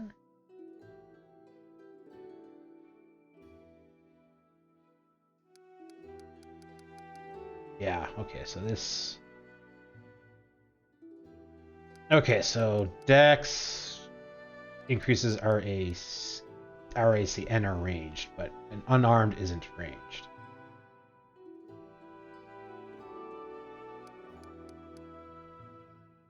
Does increase our initiative, which is good.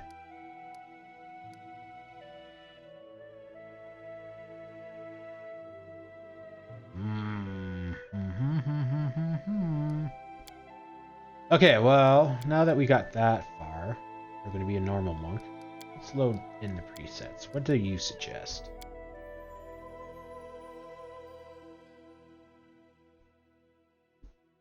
Apparently, make me super dumb. What's the Rune Thumb? Recommended ability.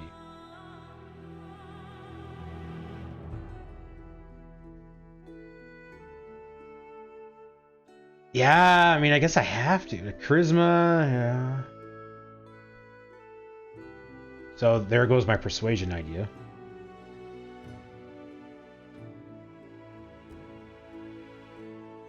Right, our dex lets us be mobile.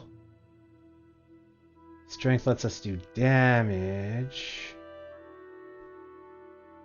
And our wisdom lets us do our lets us use our abilities.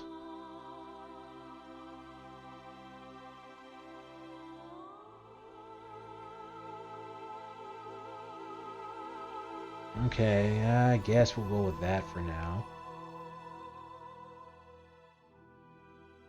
Cons, yeah, a little higher up. Combat maneuver. Base attack bonus +1, strength +3. Every character has a combat maneuver bonus, or CMB, that represents their skill in performing combat maneuvers. Character CMB is determined using the following formula: base attack bonus, strength, and size. Some feats and abilities grant a bonus to CMB when performing specific maneuvers. I don't know what that means. Combat maneuver defense. 10 plus attack bonus of 1, strength, and dex. AC bonus, and dodge. Oh, okay, yeah, this probably picked my feats too. Every character has a combat maneuver defense, or CMD. What was this? CMB. Okay. That represents their ability to resist combat maneuvers. Character CMD is the following: 10 attack bonus, strength, defense, or dex, size, and miscellaneous. Some feats grant you a bonus to CMD when resisting specific maneuvers. Creature can also add its CMD to any bonus to its AC based on circumstance, deflection, dodge, insight, luck, morale, and profane and sacred bonuses. Any penalties to a creature's AC also apply to its CMD. Flat-footed creature does not add dexterity bonus to its CMD. When combat begins, all creatures involved in combat make an initiative check. Which order they act. Yeah, okay, that works how I think. I don't have spells. I have 18 AC. That's pretty damn good. Flat-footed. If you're attacked in some way that you can't react to, any dex bonus you have does not apply. In your case, your AC is calculated without adding your dexterity bonus. That doesn't make sense. My dex is +3. So that should be 15.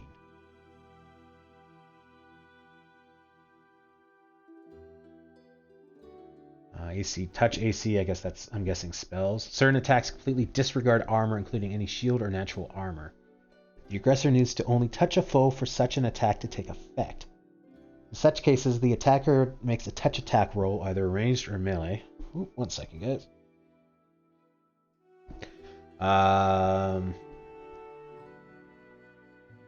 In such cases, when you are the target of a touch attack, your AC doesn't include any armor bonuses, shield bonuses, or natural bonus armor bonuses.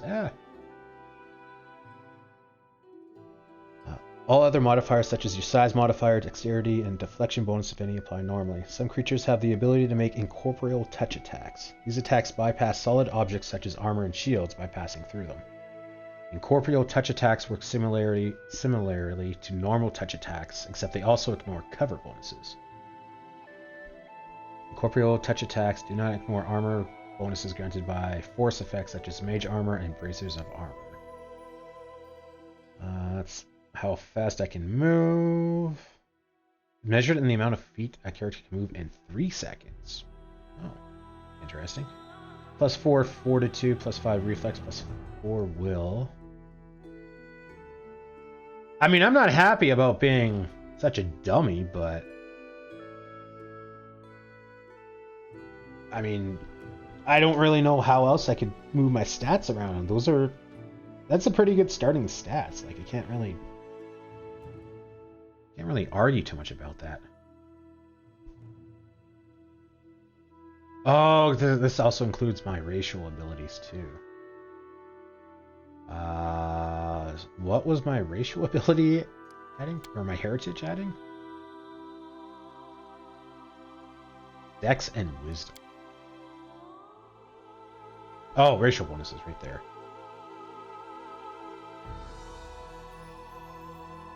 So normally that would be 14.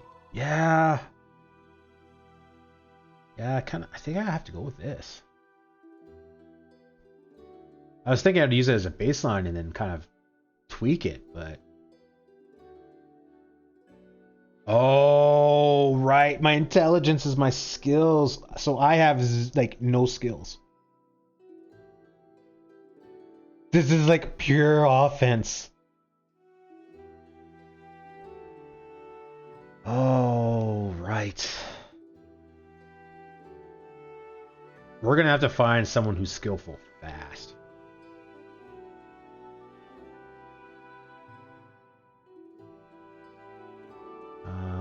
Does this tell me what athletics is? Yeah. Like, perception and mobility. That's it. Although, that's really impressive. I have +9 to mobility, and I have only 1 skill check in there. -2 persuasion. This skill represents a character's physical ability in such things as leaping, scaling walls, and swimming. Allows you to catch objects, climb obstacles, jump, and so on. This skill represents the skill's talent for balance and coordination, including aerial maneuvers, gymnastics, and tumbling. Character's mobility skill allows you to move near opponents without provoking attacks of opportunity. Keep your balance, escape from restraints, break your falls, squeeze through tight spaces, and so on. This skill represents your character's ability to perform tasks that require delicate manipulation. Character's trickery skill enables you to disarm traps or devices, open locks, pilfer objects from creatures, and so on. The skill represents a character's ability to avoid detection, allowing the character to slip past foes or strike from an unseen position. The skill covers hiding and moving silently. The character's stealth skill enables you to avoid being noticed.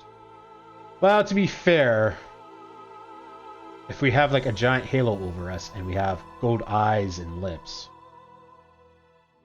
I think we're pretty hard for us to like sneak by without being seen. This skill represents a character's knowledge about spells, magic items, and numerous bits of magical lore. The character's knowledge Arcana skill enables you to identify magic items and monsters, such as constructs, dragons, and magical beasts. Learn or borrow spells from spellbooks and scrolls, and recall knowledge about Arcana. World.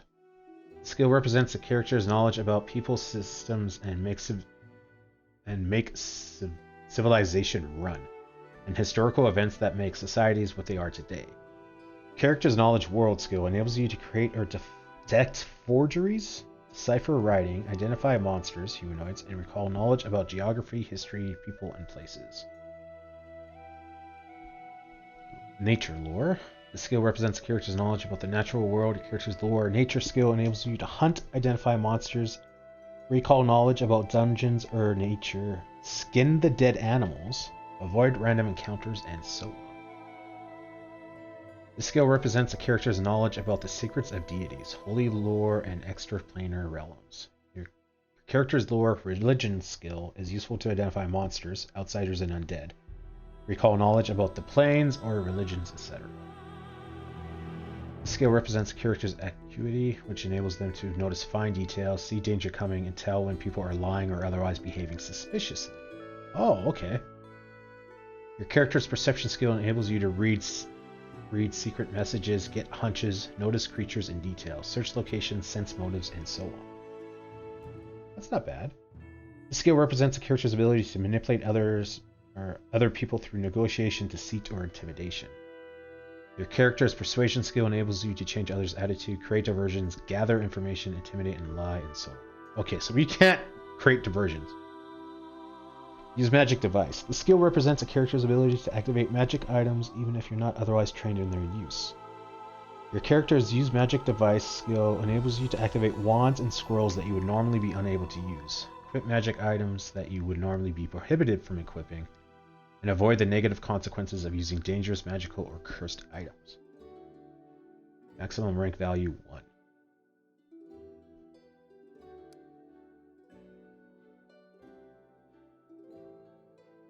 So, this is working a little differently than I was thinking.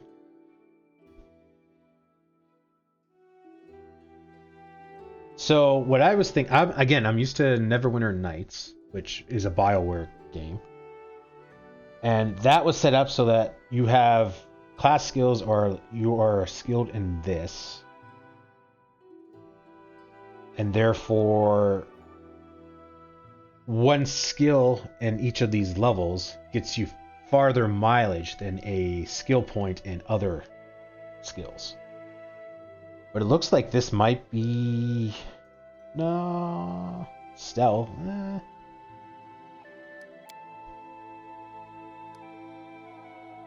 Altering this value will disable automatic leveling for this character for the remainder of the game. Are you sure you wish to proceed? Yes.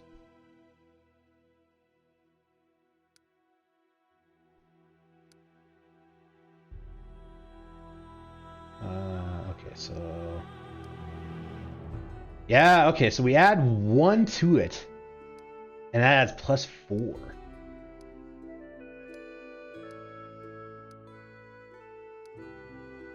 And we add 1 to trickery, we only get 1. Okay, so it does work in a similar way. Where these are the skills where you get farther mileage in this for the skill, putting a skill point in something that your class is skilled in than not. Except, again, thinking back on Neverwinter Nights, adding 1 only gives you like an extra 0.5 to a non-skill and gives you like a full 1 to a skilled. This gives you a plus 1 on a normal skill, but then a plus 4 if you're skilled in it. So that's a 4 times difference. Okay, so this is probably good for moving around in combat. Although I don't know, like I'm just trying to think. Usually I play these games where like we focus on a guy and move on to the next. So mobility is less important.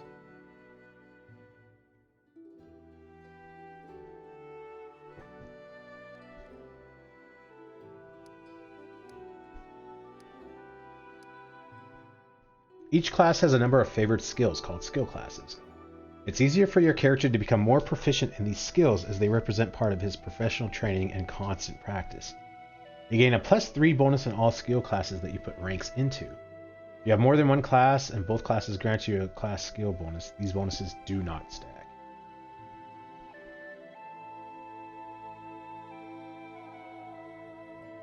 Interesting. Okay, well we turned off auto leveling, which is good. I don't think we had it anyway, but we could. Ooh, abilities. We skipped over that. Point blank shot. What the frick? Okay. I need a 2-minute break to grab some more water and run to the bathroom. I will be right back, guys.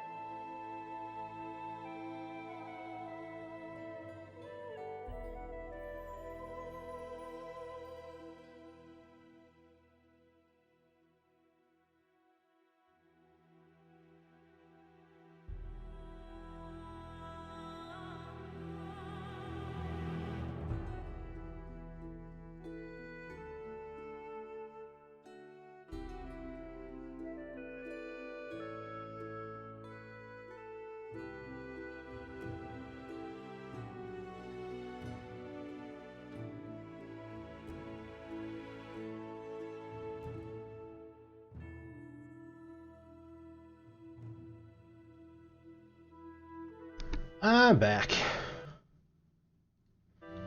Thank you for waiting, guys. Alright.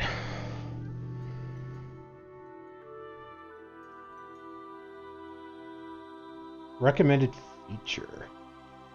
The recommended feature is any feature of the character which has the best impact on the character in the current environment.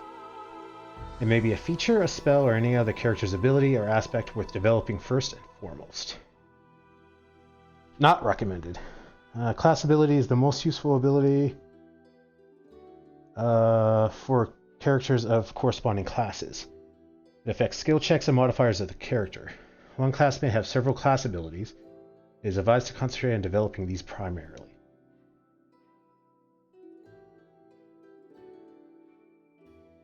What?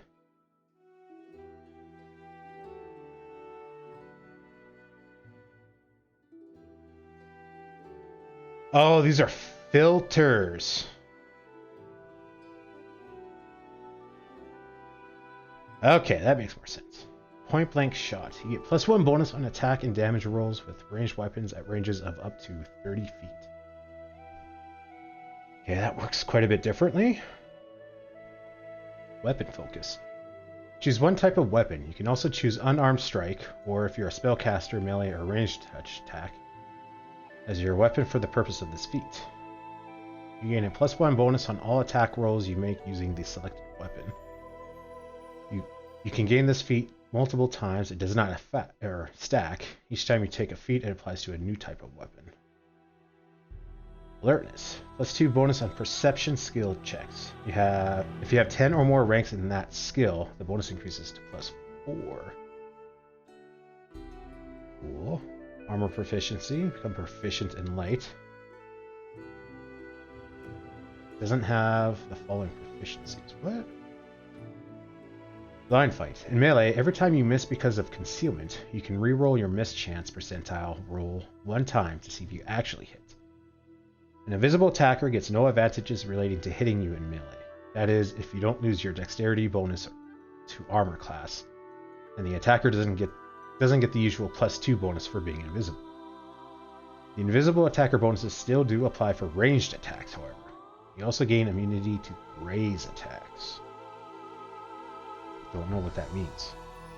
Combat mobility. Dexterity and dodge. Oh, okay. Oh, okay, so this is my normal feat to pick, and then I'm guessing this is, yeah, monk bonus feat. You can easily move through a dangerous melee. Get +4 dodge bonus to armor class against attacks of opportunity caused when you move out of or within a threatened area. Oh, they get bonus attacks if I move within the area as well? I thought it was only if you moved out. A condition that makes you lose your dexterity bonus to armor class, if any, also makes you lose dodge bonuses. Dodge bonus stack with each other, unlike most types of bonuses. You may make a number of additional attacks of opportunity per round equal to your dexterity bonus. With this feat, you may also make attacks of opportunity while flat-footed. Oh, damn. So we get like 3 attacks of opportunity. Coordinated defense. Teamwork feat. None of the companions have this feat. When you're adjacent to an ally who also has this feat, you get a +2 competence bonus to your combat maneuver defense. This bonus increases to +4 if the creatures attempting this maneuver is larger than both you and your ally. Coordinated maneuvers. You are skilled at working with your allies to perform dangerous combat maneuvers. When you're adjacent to an ally who also has this feat, +2 competence bonus to all combat maneuver checks. +4 increases to +4 when attempting to break free from a grapple. Crane style. You only take a -2 penalty on attack rolls for fighting defensively. While using this style and fighting defensively, you gain a +1 dodge bonus to your armor class. Okay. Crushing blow. You can make a stunning fist attempt as a full action round. If successful, instead of stunning your target, you reduce the target's AC by the amount equal to your wisdom modifier for 1 minute. This penalty does not stack with other penalties applied due to crushing blow. Damn, there's some good freaking abilities. Oh my god. There is so... Okay, they're at least color-coded.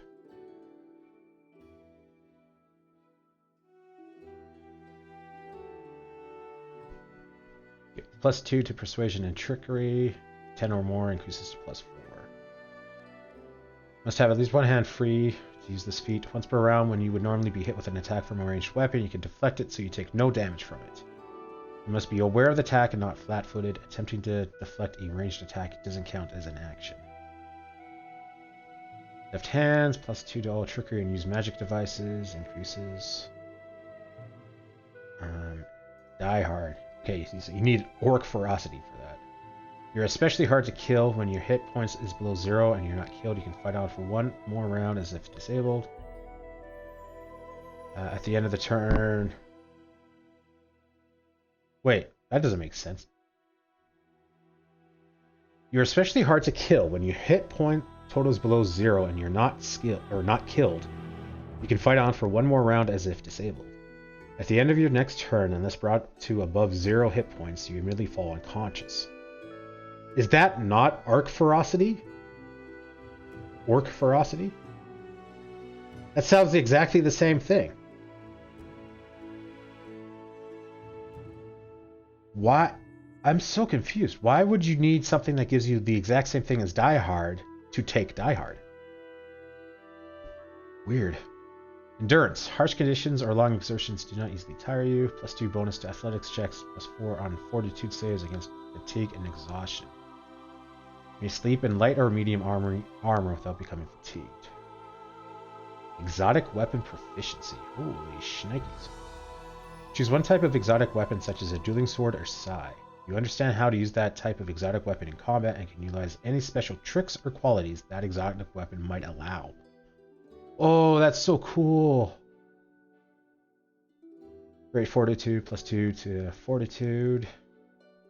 Quick reflexes allow you to rapidly react to danger, +4 bonus on initiative checks.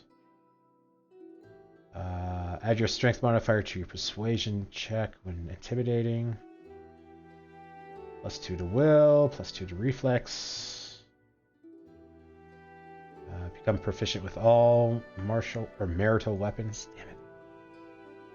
+2 to persuasion and perception. If you have 10 or more, +4. Power strike. Whenever you and an ally who has this feat are flanking the same creature, you can deal an additional 1d6 points of precision damage with each successful melee attack. This bonus damage stacks with other sources of precision damage such as sneak attack. This bonus damage is not multiplied on a critical hit. Well, that's kind of neat. Pummeling style. Your unarmed strikes weave together in an effortless combo, focusing on the spots you've weakened with the last hit. Whenever you use a full attack or fury blows to make multiple attacks against a single opponent with unarmed attacks, total the damage from all hits before applying damage reduction. This ability works only with unarmed strikes, no matter what other abilities you might possess. Wait, hang on. Total the damage from all hits before applying damage reduction. Oh! That's kind of good. That's cool. When you're adjacent to one or more allies who have this feat, +1 to saving throws per ally.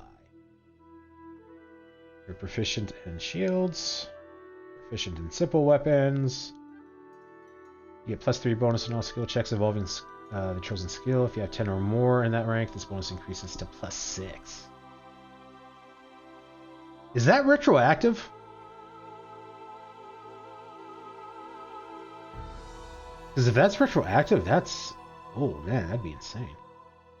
You gain this feat multiple times. Effects do not stack. Take it as a new skill. Yeah. +2 to mobility and stealth checks. You receive +1 circumstance bonus on attack rolls made with thrown splash weapons. Toughness, which we took. You gain +3 hit points for every hit die you possess beyond 3. Gain an additional +1 point.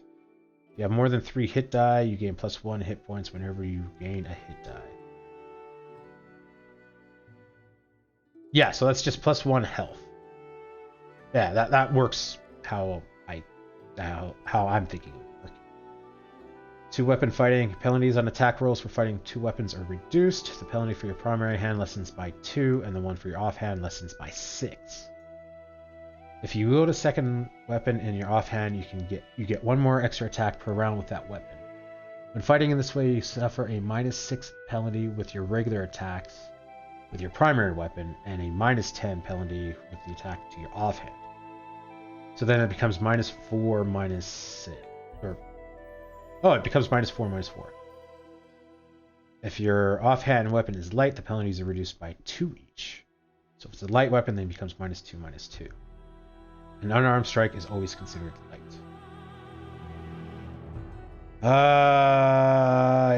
Okay, I'm just gonna look and check out anything that looks interesting to me. Part of the reason why I'm reading through all these is because when we level up our other guys, we're gonna want to know what feats to get.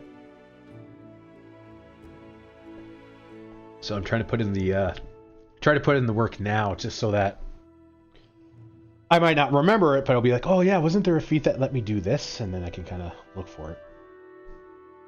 With the aid of an ally, you're skilled at piercing protections from other creatures from your spells. When you're adjacent to an ally who also has this feat, you receive a +2 bonus on concentration checks and level checks made to overcome spell resistance. I'm not a huge fan of these teamwork feats, because that really relies on like your other teammates having these feats. Go figure. Reduce the arcane spell failure chance due to armor you're wearing by 10% for any spells you cast. I forgot that's a thing. +4 bonus on concentration checks to cast a spell or use a spell-like ability. You can choose to take a -1 penalty on all ranged attack rolls to gain a +2 bonus to all ranged damage rolls.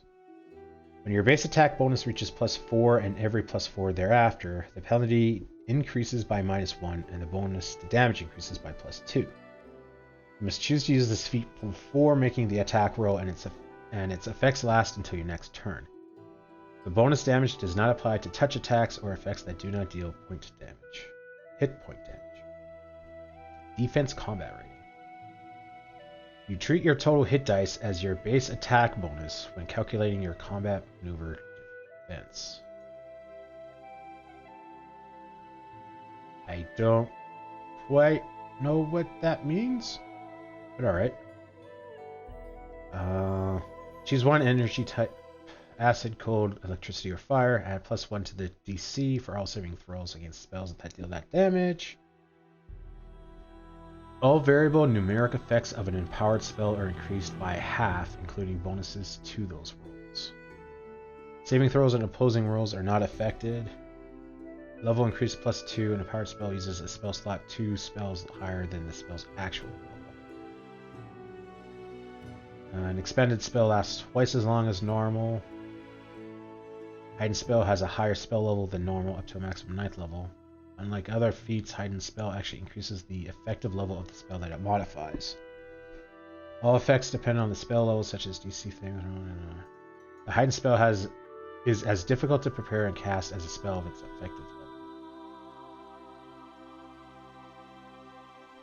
Oh, okay, so I see what that does. I understand.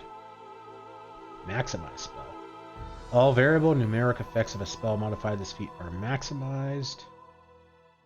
Casting a quicken spell is a swift action. You can perform another action, even casting another spell in the same round as you cast a quicken spell. A spell whose casting time is more than 1 round or 1 full round action cannot be quickened.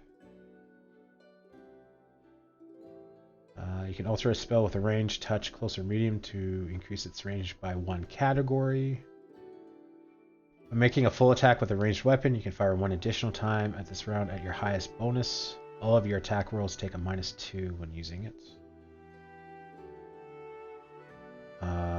Whenever you are adjacent to an ally who has this feat, you receive +4 competence bonus on concentration attacks.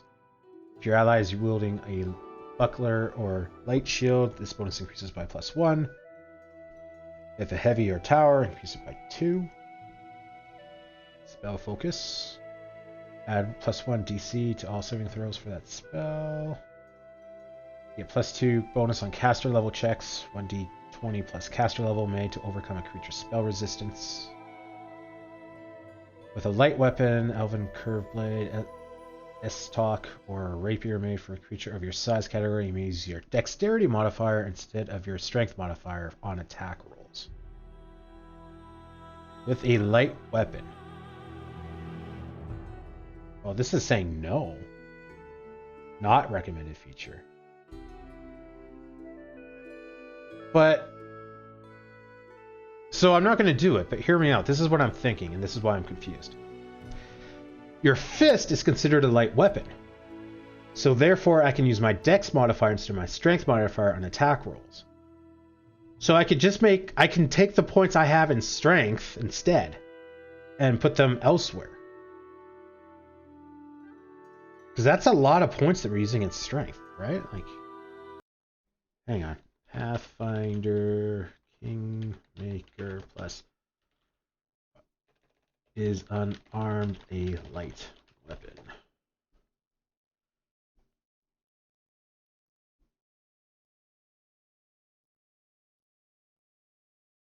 An unarmed strike is always considered a light weapon.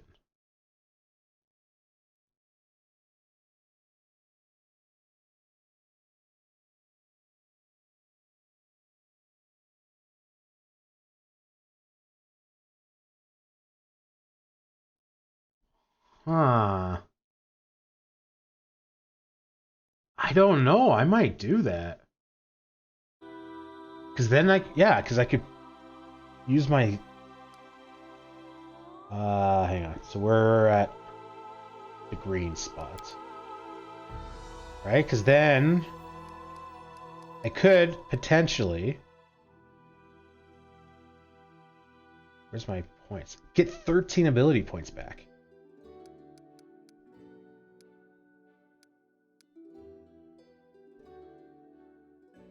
Right? Because the only thing... Oh, okay, my combat maneuver is going down.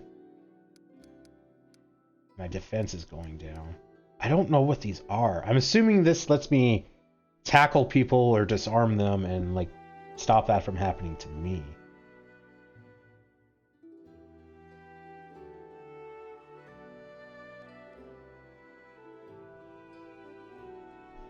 I'm going to trust the game because I don't know Pathfinder very well. But is that only to hit? Maybe it's not damage? Oop.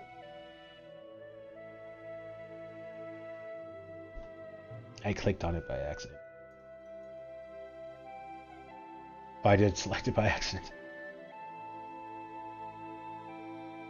On attack rolls. Yeah, so I'm thinking that's to hit and not damage.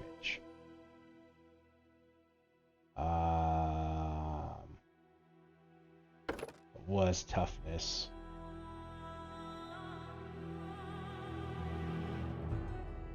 Alright, dodge. You gain a +1 dodge bonus to your AC. Condition that makes you lose your dex bonus to AC. You also lose the benefits. Improved unarmed strike. You're considered to be armed even when unarmed. Why does that matter? Oh, because I think maybe if you're attacking an unarmed person, you get some kind of bonus. And I'm assuming green means we already have it anyway. Stunning fists, we know about. Ability to focus on bombs. Accomplished sneak attacker. We'll read through these again real quick just to kind of for our other guys. Add +2 bonus to the DC for all saving throws against your bombs. Sneak attack damage increases by 1d6. Your number of sneak attack dice cannot exceed by half your character level. Add your dexterity bonus to your base attack bonus and size bonus when determining your combat maneuver bonus instead of your strength bonus. Oh, so if I wanted to use a bunch of feats, I could basically take strength out of the equation, but then I'd have to use a bunch of feats. +2 bonus on initiative checks as long as you start combat with a dueling sword. As long as you yield only a single dueling sword in one hand, not using a shield or an offhand weapon. +2 shield bonus to your AC. Although the dueling swords deal slashing damage, you can treat it as if it was doing piercing damage when determining the effects of weapons used by duelists. Cool. Reduce the arcane spaler chance due to armor you're wearing by 20% for any spell you cast. Spending a swift action each round, you can imbue your weapons with a fraction of your power. For one round, your weapons deal +1 damage and are treated as magic for the purposes of overcoming damage reduction. For every 5 caster levels you possess, this bonus increases to +1 to a maximum of +5 at 20. Armor focus. Your familiarity with a specific type of armor increases the amount of protection you receive from it. Select one type of armor, AC granted by the selected armor increases by 1. Proficient in heavy, proficient in medium. Each creature you conjure with any summon spell gains a +4 enhancement bonus to strength and constitution for the duration of the spell that summoned it. Damn! That's pretty good. Back to back! Your ally's eyes are your own and yours is his. While you are flanked and adjacent to an ally with this feat, gain +2 to AC against attacks from opponents flanking you. Bashing finish. Whenever you score a critical hit with a melee weapon, you can make a shield bash attack against the same target using the same bonus as a free action. Cool. Whenever you score a critical hit, your opponent is permanently blinded. A successful fortitude save reduces this to dazzled for 1d4 rounds. The DC of this fortitude save is 10 plus your base attack bonus. This feat has no effect on creatures that do not rely on eyes for sight or creatures with more than 2 eyes. Blindness can be cured by heal, regenerate, remove blindness, or similar abilities. You can only apply the effects of one critical feat to a given critical hit unless you possess critical mastery. That's kind of neat. So you can add like additional abilities or additional effects to your critical hits. That's kind of neat. Your bond with your animal companion is unusually close. The abilities of your animal companion are calculated as though your class were 4 levels higher, to a maximum effective level equal to your character's level. Oh, okay. So your companion can be a lower level than you, I guess. This feat gives the character an ability to perform a bull rush combat maneuver. It also grants a +2 bonus to CBB when performing this maneuver and a +2 to CDM when defending against it. A bull rush attempts to push an opponent straight back without doing any harm. If your combat maneuver is successful, your target is pushed back 5 feet. For every 5 from which your attack exceeds your combat CDM, you can push the target back an additional 5 feet. By an additional 5. Oh, okay, I understand. An enemy being moved by a bull rush does not provoke an attack of opportunity because of the movement, unless you possess the Greater Bull Rush feat. You cannot bull rush a creature into a square that is occupied by a solid object or obstacle. When fighting defensively, your dodge bonus to AC increases by 2. Oh, and that's for halfling only. Cleave! Oh, there's a thing I haven't thought about in a long time. As a standard action, you can make a single attack at your full base attack bonus against a foe within reach. If you hit, you deal damage normally and can make an additional attack using your full base attack bonus against a foe that is adjacent to the first and also within reach. You can only make 1 additional attack per round with this feat. When you use this feat, you take a -2 penalty to your armor class until your next turn. If you make a melee attack and your target drops to 0 or fewer hit points as a result of your attack, you can make another melee attack using your highest based attack bonus against another opponent within reach. You can only make 1 extra attack per round with this feat.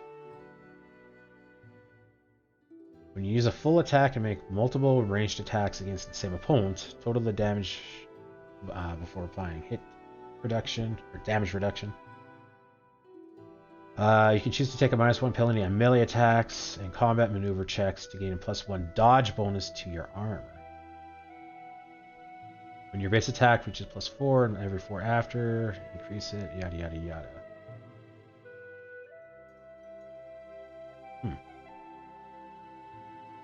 When you damage an opponent with a power attack, you may make an immediate Persuasion Intimidate check as a free action to attempt to demoralize your opponent. Crane Repose. You can only take a -1 penalty on attack rolls for fighting defensively. Whenever you lose the dodge bonus from Crane Wing because an attack missed you by 4 or less, the enemy provokes an attack of opportunity. Okay, Crane Wing we haven't read, but alright. Whenever you lose the dodge bonus from it because an attack missed you. That seems weird. So if the enemy superly whiffs, they get an attack of opportunity? When fighting defensively with at least one free hand, you gain a +4 dodge bonus to AC against melee attacks. If a melee attack misses you by 4 or less, you lose this dodge bonus until the beginning of your next turn. So that only works if they like just miss you. And then yeah, if they super whiff, then you lose the bone. I don't know, that seems weird. Critical focused. You receive +4 bonus to attack rolls made to confirm critical hits. I don't know what that means. Critical mastery. When you score a critical hit, you can apply the effects of 2 critical features in addition to damage dealt. You can only apply the effects of 1 critical to a given critical hit in addition to the damage. Blinding, exhausting, sickening, staggering, tiring. Dazzling display. While wielding the weapon in which you have a weapon focus, you can perform a bewildering show of powerless as a full round action. Make a persuasion intimidate check to demoralize all foes within 30 feet who can see your display. This feat grants the character an ability to perform a dirty trick combat maneuver. It also grants a +2 bonus to combat, CBB, whatever that is again, CMB, when performing this maneuver, and +2 when defending against it. You can attempt to hinder a foe in melee as a standard action. If your attack is successful, the target takes a penalty. The penalty is limited to one of the following conditions: blinded, entangled, or sickened. This condition lasts for 1 round. For every 5 in which your attack exceeds your opponent's defense, the penalty lasts 1 additional round. Disarm. Kinetic Warrior. This feat grants the ability to perform a disarm, grants +2 when performing, +2 to defense. You can attempt to disarm a foe in melee as a standard action. If your combat maneuver is successful, the target cannot use his weapons for 1 round.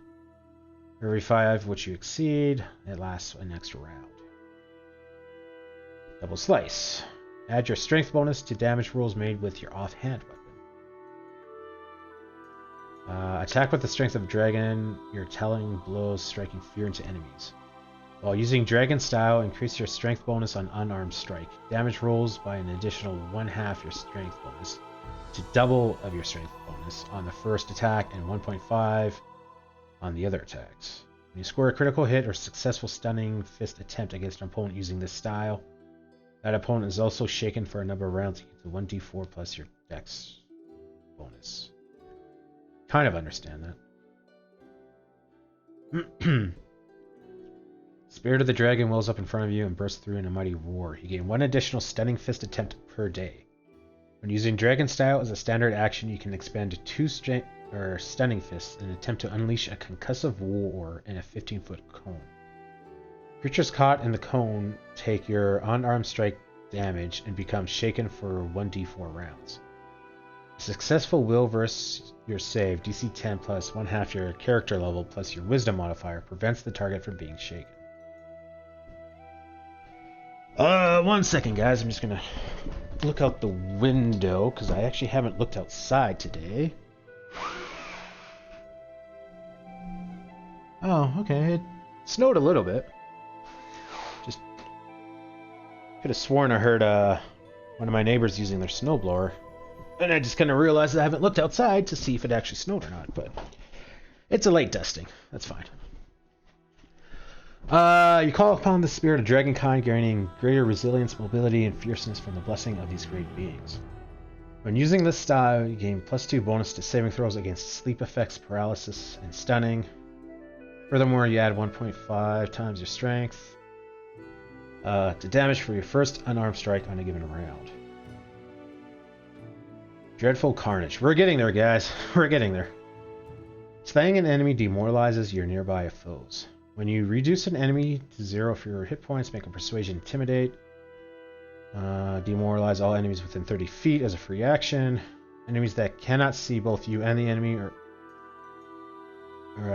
enemies that cannot see both you and the enemy you reduce to 0 for your points are unaffected.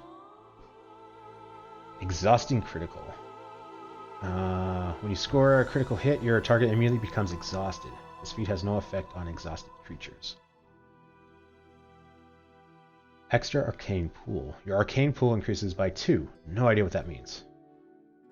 You can get this feat multiple times. Its effects stack, granting you an increase to your Arcane Pool each time you take this feat. Arcane Pool or Eldritch Pool? Yeah, no idea what that means. Eldritch Pool. There was no Warlock. Alright. Extra Bane Weapon. You can use Inquisitor's Bane Weapon ability for 3 additional rounds per day. You can throw 4 additional bombs per day. Wait, you can only throw so many bombs a day? Interesting. You can channel energy 2 additional times per day. Channel energy 2 additional times per day. 2 additional times. You can use the Lay on Hands ability 2 additional times. You can use your Bardic Performance 6 additional times. You gain range for 6 additional rounds per day. That's a lot. Extra Rage Power. Locke's new ability used while raging. She gains 1 additional rage power. She must meet all the prerequisites for this rage power. This feat can be taken multiple times. Alright. Your dashing style and fluid fencing forms allow you to use agility rather than brute force to fell your foes. Choose one kind of light or one-handed piercing weapon, such as the rapier. When wielding this chosen weapon one-handed, you can add your dexterity modifier instead of your strength modifier to that weapon's damage. You do not gain this benefit while fighting with 2 weapons or using Fury of Blows or any time other hand is otherwise occupied. When making a tripping attack, add your dexterity bonus to your CMB. As a standard action, you can make a single attack on your full base attack bonus against a foe within reach. If you hit, deal damage normally. And you can make an additional attack using your full base bonus against a foe that is adjacent to the previous foe and within reach. If you hit, you can continue to make attacks against foes adjacent to the previous foe, so long as they are within your reach. You cannot attack an individual foe more than once during this attack action. When you use this feat, you take a -2 penalty on your armor class until your next turn. Okay, yeah, so it's Cleave, but Cleave only lets you use it once, where Great Cleave lets you to keep going. Greater Blind Fight. Your melee attacks ignore the miss chance for less than total concealment, and treat opponents with total concealment as if they had normal concealment. 20% miss chance instead of 50%. You may still reroll a miss chance percentile as normal. If you successfully pinpoint an invisible or hidden attacker, that attacker gets no advantages relating to hitting you with ranged attacks, regardless of the range. That is, you don't lose your dexterity bonus to your armor class, and the attacker doesn't get the additional +2 damage for being invisible. You receive a +2 bonus on checks made to Bull Rush a foe. This bonus stacks with the bonus granted from Bull Rush. Whenever you rush an opponent, his movement provokes attacks of opportunity from you and all of your allies. Okay, interesting. +2 bonus on checks made to attempt a dirty trick. This bonus stacks with the bonus gain from normal dirty trick. Whenever you successfully perform dirty trick, penalty lasts for 1d4 rounds plus 1 round for every... Yeah, okay. Bird to disarm +2... Get an additional +2 checks when doing disarm. +1 to the DC. Attacks made with weapons selected or the weapon focused ignore up to 10 points of damage reduction. Increase the AC bonus granted by any shield using by 1 and it stacks. +1 to DC. +2 bonus. You see +2 bonus on checks made to attempt Sunder. Stacks with Sunder armor. Same thing. +2 checks when you're tripping someone. Whenever you successfully trick an opponent, that opponent provokes attacks of opportunity. So I'm assuming that means like my guys surround him, they all get attacks of opportunity. Not that the guy being tripped gets to attack of opportunity. Normal creatures do not provoke attacks of opportunity from being tripped. Oh. You get a third attack with your offhand weapon, albeit at a -10 penalty. As a standard action, you can make one attack at your highest base attack bonus that deals additional damage. Roll the weapon's damage dice for the attack 4 times, and add the results together before adding bonuses from strength, weapon abilities such as flaming, precision-based damage, and other damage bonuses. Gain +1 bonus to attack rolls, that stacks. Specialization. Choose one type of weapon, including unarmed strike, for which you possess the weapon specialization feat. Your attacks with the chosen weapon are more devastating than normal. +2 damage, that stacks. Hammer the Gap. You repeatedly strike the same location, causing increasing amounts of damage. When you make a full attack, each consecutive attack against the same opponent deals extra damage equal to the number of previous consecutive hits you've made against that opponent this turn. This damage is multiplied on critical hit. Okay. Your melee attacks ignore the mischance for less than. You may reroll your chance percentile. If you successfully pinpoint a hidden or invisible attacker within 30 feet, that attacker gets no advantages related to you with ranged attacks. You can use a cleaving finish any number of times per round. You gain improved critical. Choose one type of weapon. When using this weapon you selected, your threat range is doubled. +2 to all fortitude, +2 to will, +2 to reflexes. Your ranged attacks ignore anything but total concealment and cover. Ranged attacks ignore the mischance granted by targets by anything less than total concealment. Total concealment provides their normal benefits against your ranged attacks. Your second attack, you get a second attack with your offhanded weapon, albeit with a -5 penalty.